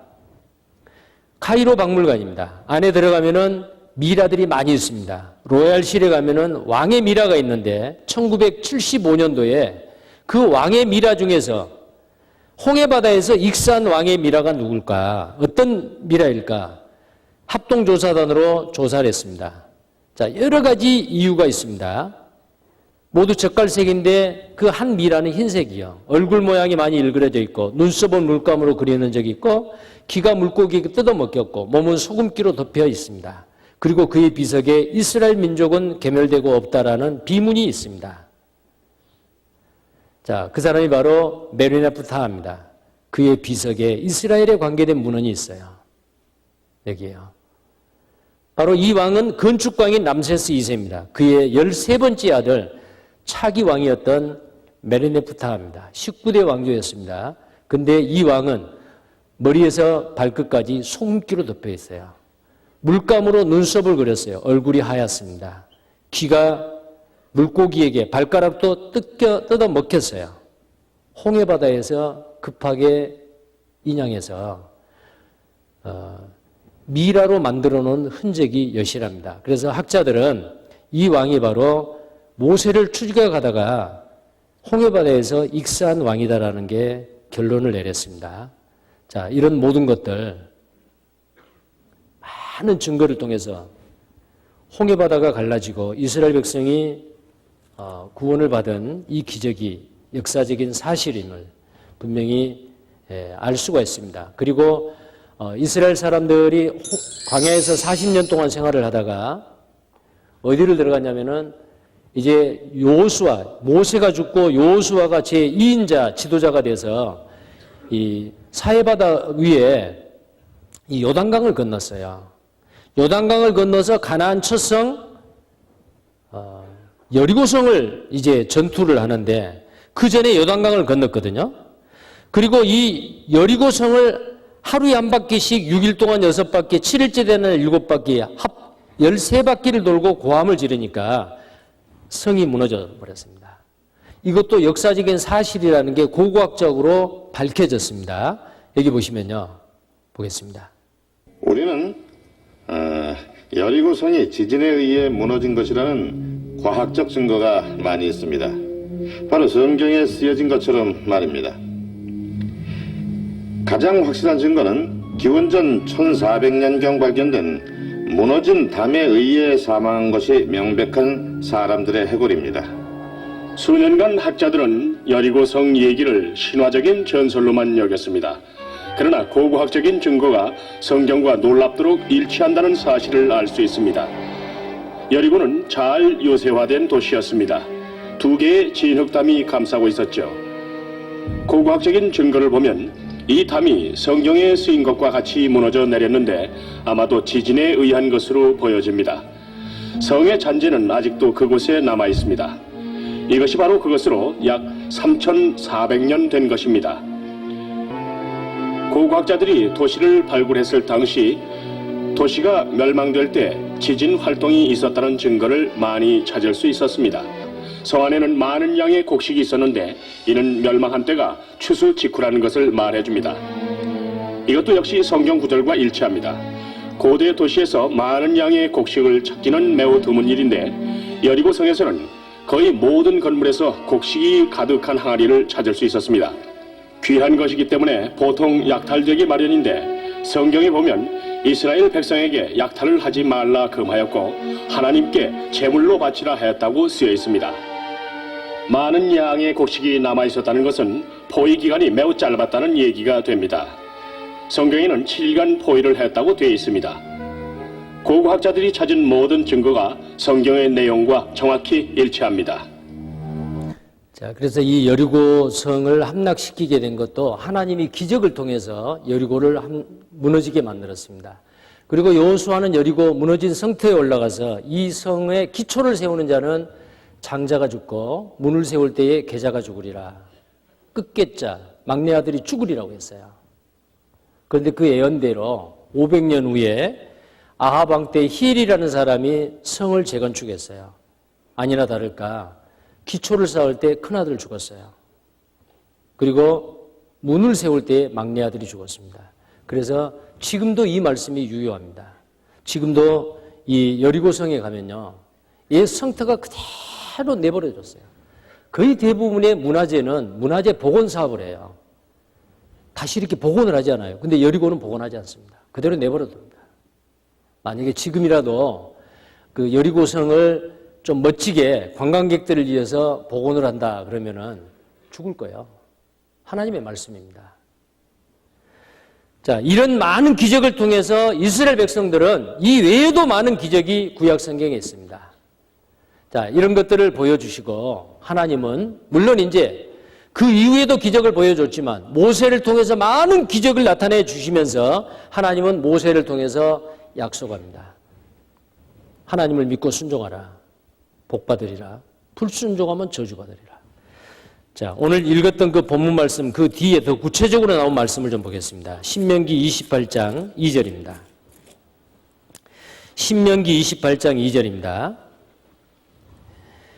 내가 내 하나님 여호와의 말씀을 순종하면 이 모든 복이 내게 임하며 내게 미치리니 성읍에서도 복을 받고 들에서도 복을 받을 것이며 내 몸의 소생과 내 토지의 소산과 내 짐승의 새끼와 우양의 새끼가 복을 받을 것이며 내 광주리와 떡반죽 그릇이 복을 받을 것이며 내가 들어와도 복을 받고 나가도 복을 받을 것이니라. 자, 여기에 온통 복이죠. 어느 때예요? 순종할 때입니다. 하나님 말씀을 믿고 순종할 때 복을 받습니다. 복이라는 단어가 7번이 나옵니다. 완전 숫자, 하나님의 숫자입니다. 15절입니다. 15절. 내가 만일 내 하나님 여호와의 말씀을 순종하지 아니하여 내가 오늘날 내게 명하는 그 모든 명령과 규례를 지켜 행하지 아니하면 이 모든 저주가 내게 임하고 내게 미칠 것이니 내가 성읍에서도 저주를 받으며 들에서도 저주를 받을 것이요 또 내 광주리와 떡반죽 그릇이 저주를 받을 것이요 내 몸의 소생과 내 토지의 소산과 내 우양의 새끼가 저주를 받을 것이며 내가 들어와도 저주를 받고 나가도 저주를 받으리라. 하나님 말씀을 믿지 아니하고 순종하지 아니하면 저주받는다. 여기에 저주라는 단어가 7번이 나옵니다. 완전 숫자입니다. 반드시 저주한다는 거예요. 자, 그러면 이스라엘 백성들은 어떻게 해야 돼요? 순종해야겠어요? 불순종해야겠어요? 순종해서 복을 받아야겠죠. 그런데 그렇지 않았습니다. 이스라엘 민족의 역사를 보면 그들은 가나안 땅에 들어가서 그 가나안 7족 속이 섬겼던 우상을 따라 섬겼어요. 세상 풍속에 같이 그냥 그 풍속을 받아들여 버린 거예요. 그래서 하나님이 그때마다 선지자를 보냅니다. 우상을 버리라. 오직 천지 만물을 창조하신 하나님만을 경외하라. 그의 말씀을 믿고 순종하라. 그런데 사람들은 어때요? 선지자의 말을 듣지 않는 거예요. 그래도 또 보내요. 그래도 안 들어요. 또 보내요. 그럼 어떤 선지자는 돌로 쳐 죽여요. 선지자가 써놓은 성경책도 다 찢어가지고 화로 뿌리다 태운 왕도 있었어요. 그래도 보내요. 하나님은 선지자를 부지런히 보내었습니다. 그래도 안 듣습니다. 자, 하나님 말씀을 불순종하면 저주받는다 그랬죠. 자, 에레미야 29장을 보겠습니다. 에레미야 29장.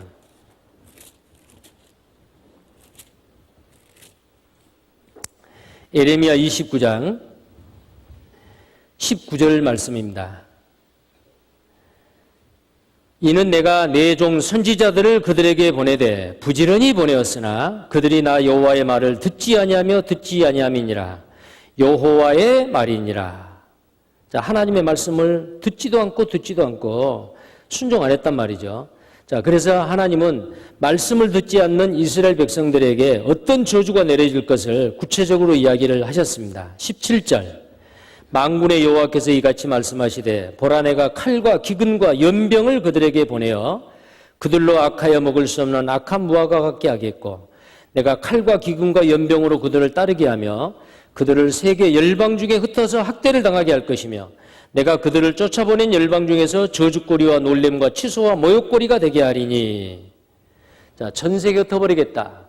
칼과 기근과 연병이 따를 것이다. 아주 무서운 말이죠. 저주입니다.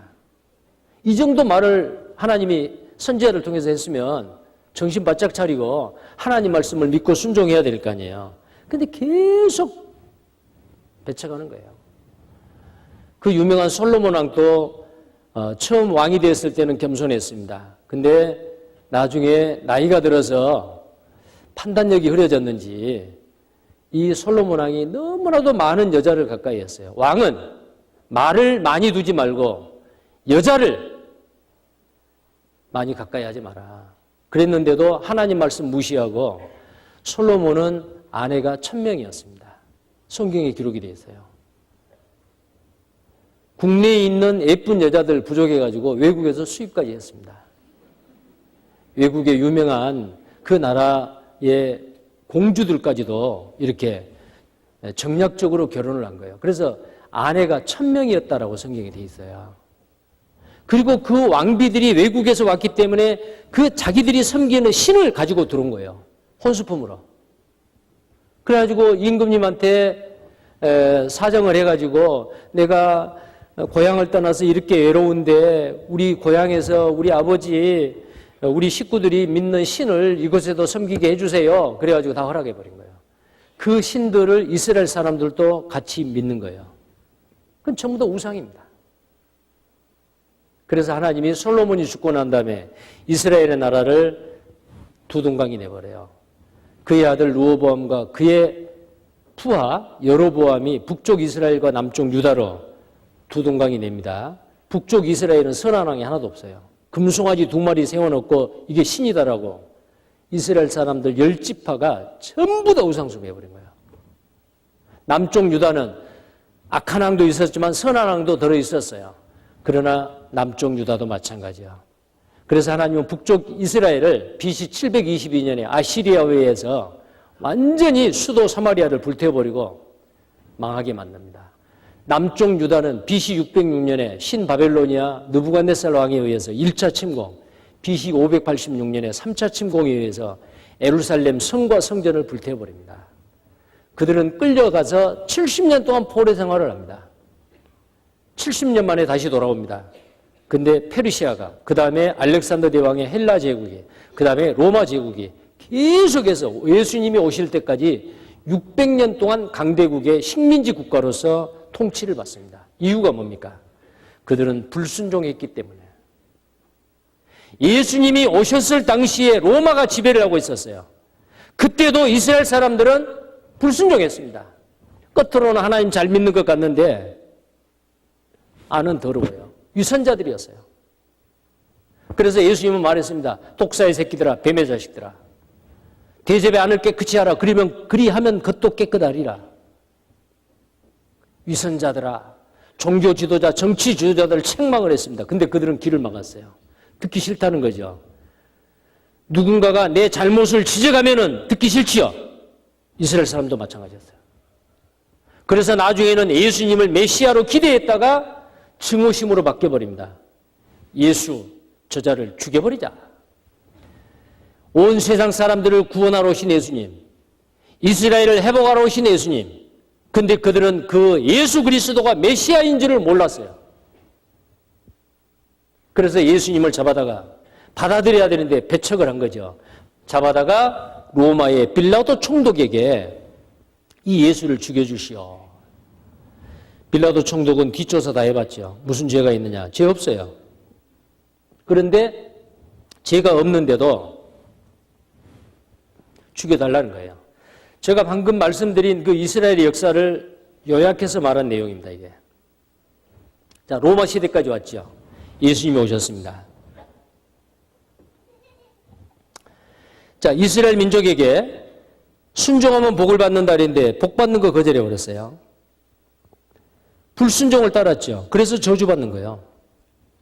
구세주를 보내줄 약속을 하고 구세주를 보내줬는데 받아들여야 될 거 아니에요. 근데 자기 땅에 오면 자기 백성이 영접지 않았다.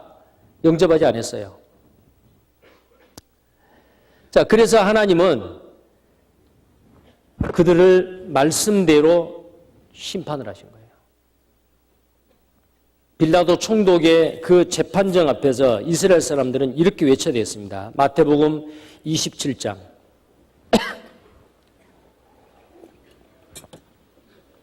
마태복음 27장입니다.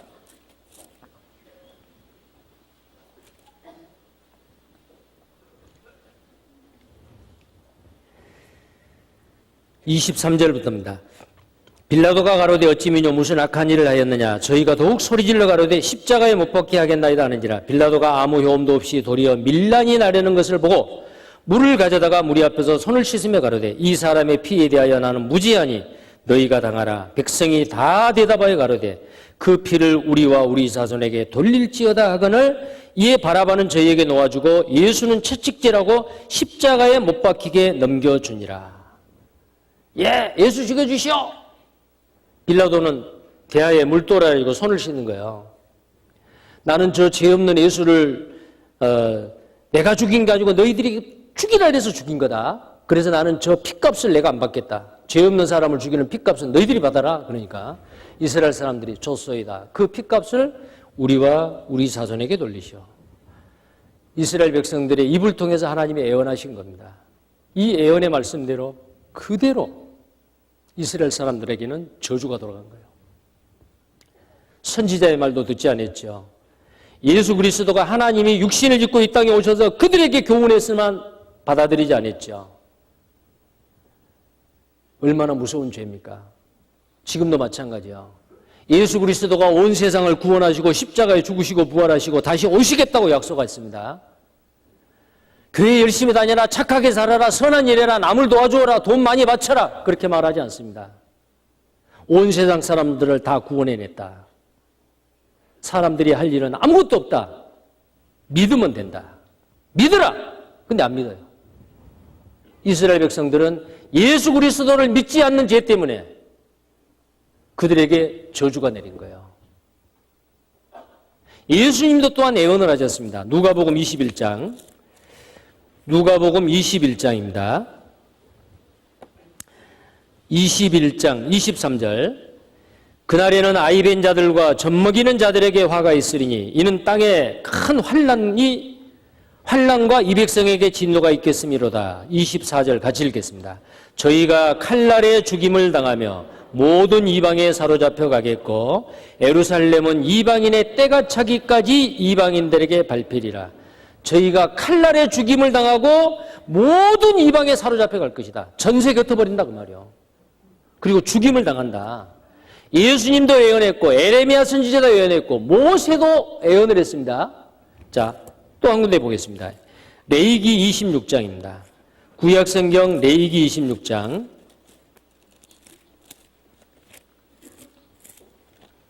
구약성경 레위기 26장 28절부터 봅니다. 레위기 26장 28절부터입니다. 내가 진노로 너희에게 대항하되 너희 죄를 인하여 7배나 더 징책하리니 너희가 아들의 고기를 먹을 것이요 딸의 고기를 먹을 것이며 내가 너희의 산당을 흘며 너희의 태양 주상을 찍어 넘기며 너희 시체를 파상한 우상 위에 던지고 내 마음이 너희를 싫어할 것이며 내가 너희 성읍으로 황폐케 하고 너희 성소들로 황량케 할 것이요 너희의 향기로운 향을 흠양치 아니하고 그 땅을 황무케 하리니 거기 거하는 너희 대적들이 그것을 인하여 놀랄 것이며 33절 같이 읽겠습니다. 내가 너희를 열방 중에 흩을 것이요 내가 칼을 빼어 너희를 따르게 하리니 너희의 땅이 황무하며 너희의 성읍이 황폐하리라. 자, 이렇게 될 걸 이야기했어요. 땅이 황무지로 변해버리고 아들의 고기를 먹고 딸의 고기를 먹는다. 너무너무 배가 고파서 자기 아들, 딸을 잡아먹어요. 실제로 그런 역사가 있었죠. AD 70년에. 그리고 너희를 열방 중에 흩을 것이다. 열방 중에 흩어버린다 그랬죠. 전 세계에. 그리고 칼을 빼어 너희를 따른다. 칼이 따라다녀요. 누군가가 칼을 들고 나를 죽이려고 늘 따라다녀요. 기회만 있으면 찔러요. 불안해서 어떻게 살겠어요? 이스라엘 민족이 그랬습니다. 예수님이 십자가에 죽으시고 부활 승천하시고 난 이후 40년 후에 AD 70년에 로마의 디도 장군 타이터스라고도 합니다. 대군단을 이끌고 와서 예루살렘을 포위했어요. 4월에서 8월까지 5개월 동안 포위를 하고 토성으로 성을 밖에다가 쌌습니다. 안에 있는 사람 나오지 못하게. 나온 사람 다 죽였어요. 너무너무 배가 고파서 식량을 구하러 오는 사람 십자가에 살아있는 채로 못을 박아 죽였어요. 그래서 나가면 죽는다 생각을 하고 배가 너무너무 고프니까 오늘은 우리 애기 잡아먹고 내일은 당신 애기 잡아먹자. 서로 아기를 잡아먹는 거예요. 저주죠. 그때의 타이터스 장군이 5개월 동안 110만 명의 유대인을 죽여버렸습니다. 약 9만 명은 노예로 팔아버렸어요. 그리하다가 AD 135년에 하이드리안 황제가 다시 로마에서 침공해 왔어요. 58만 명의 유대인을 죽였습니다. 그리고 법을 만들었어요. 이스라엘 땅에 유대인은 한 사람도 살 수 없다. 살면 죽인다. 다 나가라. 다 추방해버렸습니다. 이게 완전 이산 디아스포라예요. 성경대로죠. 열방에 흩어버리겠다. AD 313년에 로마의 콘스탄틴 대제가 기독교를 공인합니다. 그때부터 조직적으로 유대인들을 죽입니다. 유대인들은 예수를 죽인 악마의 자식들이라 닥치는 대로 죽였습니다. 1096년에서 1291년 십자군 전쟁을 일으킨 교황 울반 2세 유럽의 젊은이들을 십자가 깃바리에 모으고 가는 곳마다 유대인의 마을을 불태워버렸습니다. 그러니까 유대인들 어때요? 십자가 깃발, 십자군이 들고 다니는 깃발만 나타나면 죽었구나. 그래서 지금도 그들은 십자가를 싫어합니다. 물론 예수를 믿지 않기 때문에도 그렇습니다. 1348년에서 1350년 가장 심했던 유럽의 패스트 흑사병입니다. 그때 약 7,500만 명의 유럽 사람이 죽었습니다. 유대인은 안 죽었어요. 왜 안 죽었느냐? 그들은 철저하게 토라와 탈무드, 토라는 모세 오경이고 탈무드는 그걸 랍비들이 설명해 놓은 책이에요. 그걸 읽고 토라에는 율법에는 뭐라고 되어 있습니까? 정결례가 있죠. 밖에 나갔다 들어오면 반드시 손을 씻고 부정한 것을 만지면 목욕을 하고 더러운 것을 만지면 빨래를 하고 자기 몸에 더러운 것이 접해서는 안 돼요. 그건 뭘 얘기하느냐? 하나님 앞에 갈 사람은 죄를 가지고는 갈 수 없다. 깨끗해야 된다. 의로워야 된다. 그것을 실생활에서 그림자로 보여주는 것뿐이거든요. 근데 그걸 유대인들은 그대로 했습니다. 그러니까 흑사병이 전염이 안 되는 거예요. 그 안에도 예수를 죽인 악마의 자식들이라고 미운 오리새끼 같이 생각을 하고 있는 유대인들이 안 죽고 유럽 사람들만 죽으니까 어때요? 아하, 유대인은 안 죽고 우리만 죽은 거 보니까 저놈들이 흑사병의 무슨 그 병균을 우리가 먹는 우물물에다가 뿌렸구나. 흑사병의 책임을 유대인에게 뒤집어 씌웠어요. 그래서 흑사병의 책임을 지고 유럽 사람들이 유대인을 닥치는 대로 죽였는데 그때 100만 명을 죽여버렸다고 합니다. 1492년에 스페인에서 종교재판으로 30만 명의 유대인을 국외로 추방하거나 죽였습니다. 1648년에서 58년 10년 동안 폴란드 러시아 전쟁 때 40만 명의 유대인을 죽였습니다.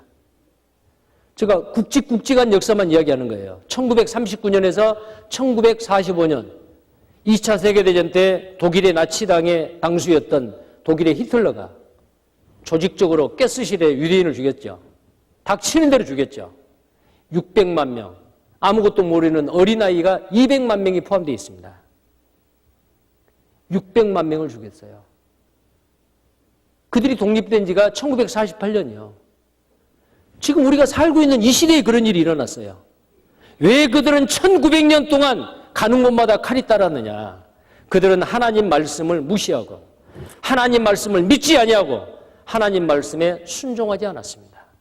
이스라엘 민족이 하나님 말씀을 믿지 아니하고 예수 그리스도를 배척하고 믿지 아니하므로 이런 심판을 받았다면 이방인들은 어떻게 되겠느냐. 이것은 바로 교훈입니다. 역사의 교훈입니다. 자, 이스라엘 민족이 그 비참하게 심판받는 그 모습들이에요. 여기 한번 보십시오. 빌라도 총독이 재판을 하죠. 그 핏값을 우리와 우리 자손에게. 자, 이 역사 가운데서 계속 그렇게 된 겁니다. 자, 아까 말씀드린 그 내용들입니다. 7,500만 명이 흑사병으로 죽었는데 그 책임을 졌죠. 특히 독일의 히틀러가 1215년 라테란 종교회의 때에 유대인은 노란 다이뼈를 달고 다녀야 된다는 법을 부활시킵니다. 유대인은 무조건 이별 달아야 돼요. 달아야 됩니다. 그리고 나중에 이별을 달고 있는 사람 다 죽여버렸어요. 안 죽으려니까 안 달죠. 유대인을 색출해서 팔뚝에다가 불도장을 찍습니다. 이 도장이 찍힌 사람은 언젠가는 죽이려고. 지금도 생존한 유대인 어른들 중에서, 노인들 중에서 이 불도장을 이거 뭐 성형수술해도 안 지워져요. 자, 이런 것이 지금도 남아있는 사람들이 있습니다. 자, 유대인들을 색출하다가 코 큰 사람이 유대인일까? 예, 코 큰 사람도 잡아들이고요. 코 큰 게 무슨 죄요? 자, 노인들은 무조건 죽였습니다. 유대인의 노인들은 닥치는 데 이유 없었어요. 유대인 학살 전에 장애인 유대인 27만 명을 연습으로 학살했습니다. 칼로 마구 찢었어요. 생체 실험을 했습니다. 40만 명을 생체 실험했어요. 유대인의 그 여자들, 젊은 처녀들의 다리를 마구 찢어서 여기에 병균을 집어넣고 반응을 보고 유대인 여자의 앞 가슴을 잘라내버려요. 살아있는 사람의 머리를 잘라서 인간 박제를 만들고 살아있는 사람을 마취도 시키지 않냐고 골을 쪼개가지고 자극을 하고 실험을 하고 러시아의 카우나스 교도소에서는 죄수들을 풀어놓고 쇠파이프를 들려줍니다. 유대인을 집단으로 모아놓고 쳐서 죽이라는 거예요. 유대인의 여자들을 대낮에 옷을 벗기고 운동량을 뛰게 하고 넘어지면 죽여요. 노인들은 무조건 귀를 잘라서 죽이고 폴란드 아우슈비츠 수용소 전용 철도를 만들어서 전 유럽에서 이 철도로 실어 날랐습니다. 하루에 2,000명씩을 죽였어요. 히틀러가 말했습니다. 총살보다 가스실 학살이 낫다. 그래야 빨리 죽인다는 거죠. 목욕시켜준다고 들여보냅니다. 목욕할 줄 알았어요. 그들은 정말 아주 몸을 깨끗이 하는 민족이어서 목욕하고 싶었습니다. 샤워꼭지가 있는데도 물이 안 나옵니다. 노란 지글럼비 독가스가 나와서 고통스럽게 죽어가고 죽은 시신 위에 물을 뿌립니다. 한 번에 500명 살상한 가스통. 이게 바로 지글럼비 독가스, 독일군이 개발한 가스입니다. 한 통이면 500명을 죽일 수 있답니다. 가스 목욕탕에 쌓이는 시체들, 이들이 바로 복받아야 될 아브라함의 후예들, 살아있는 사람 이 금리를 다 빼가지고 녹여서 금괴를 만들어서 외국은행에 팔아서 전쟁 비용에 충당하기도 하고요. 여기 보면은 이런 부분이 있어요. 머리카락, 금리빨, 여성의 중요 부분을 잘라내고 학살한 후에 해골을 가루로 만들어 인삼비료의 원료로 사용했고 시체는 기름에 끓여서 지방질로 비누를 만들었다. 이게 바로 사람 기름 짜가지고 만드는 인지비누예요. 이거 수출했어요. 태워서 뼈가루는 인삼비료 재료로 사용하고요. 2차 세계대전이 끝나고 난 다음에 연합군이 들어와서 그 시신들을 치우고 있죠. 자, 이들은 왜 이렇습니까? 왜 이렇게 저주를 받습니까? 예수를 믿지 않는 죄요. 가장 큰 죄예요. 보십시오.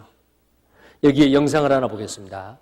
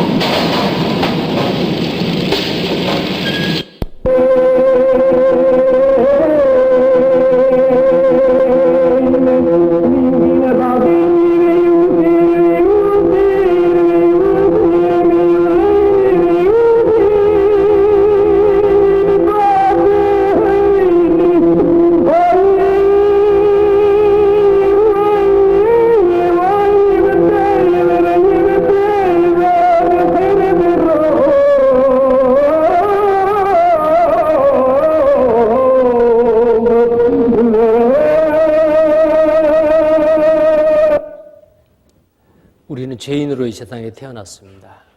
지금까지도 많은 죄를 짓고 살았습니다. 앞으로 살면서도 많은 죄를 지을 겁니다. 그러나 어떤 죄든지 하나님 앞에 용서받고 천국 갈 수 있습니다. 자기 죄가 너무 커서 천국 못 가고 지옥 가야 될 사람 아무도 없습니다. 그러면 다 천국 가겠네요? 그런데 지옥 갈 죄가 하나 있습니다. 이스라엘 백성들이 왜 이렇게 저주를 받았습니까? 가장 큰 죄입니다. 예수님을 믿지 않는 죄입니다. 예수님을 믿으려면 예수님이 누구인 줄 알아야 됩니다. 첫날에 말씀했습니다. 영생은 유일하신 참 하나님과 그의 보내신 자 예수 그리스도를 아는 것이니이다. 알지 않고 어떻게 믿습니까? 우리는 예수를 알아야 됩니다. 그분이 나를 위해서 무슨 일을 하셨고 어떤 분인가를 알아야 됩니다. 근데 유대인들은 몰랐습니다. 그들이 알았더라면 영광의 주를 십자가에 못 박지 아니하였으리라. 알았더라면 예수님을 배척하지 않았죠. 몰라서 그렇습니다. 모르는 게 죄입니다. 지옥 갈 죄입니다. 우리는 이번 성경 강연회를 통해서 예수 그리스도가 누구이시고 나와 무슨 관계가 있는지를 분명히 아셔야 됩니다. 만약에 모른다면 유대인하고 똑같습니다. 하나님이 유대인의 역사를 전 세계에 공개하신 이유가 있습니다. 유대인과 같이 되지 말라는 거예요. 푸른 나무에게도 이같이 하였거든. 푸른 나무는 유대인이요. 마른 나무에게는 어떻게 되겠느냐? 마른 나무는 유대인이 아닌 이방인들입니다. 우리입니다. 예수를 믿지 않고 이렇게 저주를 받았는데 우리가 만약에 예수님을 모르고 믿지 않는다면 어떻게 될 것 같아요? 영원한 멸망입니다. 자, 그래서 이번 성경 강연의 마지막 시간 동안 꼭 예수 그리스도가 누구인지 반드시 아시고 모든 사람이 믿고 영생을 얻을 수 있기를 바라겠습니다. 기도하겠습니다. 거룩하시고 자비로우신 하나님, 모든 사람이 구원을 받으며 진리를 아는 데 이르기를 원하신 하나님, 택한 백성 이스라엘, 정말 그 민족에게 복 주기를 원하고 순종하라 했지만 그들은 복 받기를 거절하고 불순종함으로 얼마나 많은 저주스러운 심판을 받았는지 역사가 우리에게 교훈하고 있습니다. 우리 중에 한 사람도 이스라엘 민족과 같이 예수 그리스도를 배척하고 믿지 아니하므로 저주받고 지옥의 형벌을 받는 그런 사람이 한 사람도 우리 중에 나타나지 않기를 바랍니다. 오늘까지 말씀을 듣는 모든 분들 하나님 불쌍히 여기시고 사랑하셔서 끝까지 듣게 하시고 진리의 말씀을 깨닫고 구원받을 수 있도록 하나님께서 도와주십시오. 주 예수님 이름 받들어 간절히 기도드립니다. 아멘.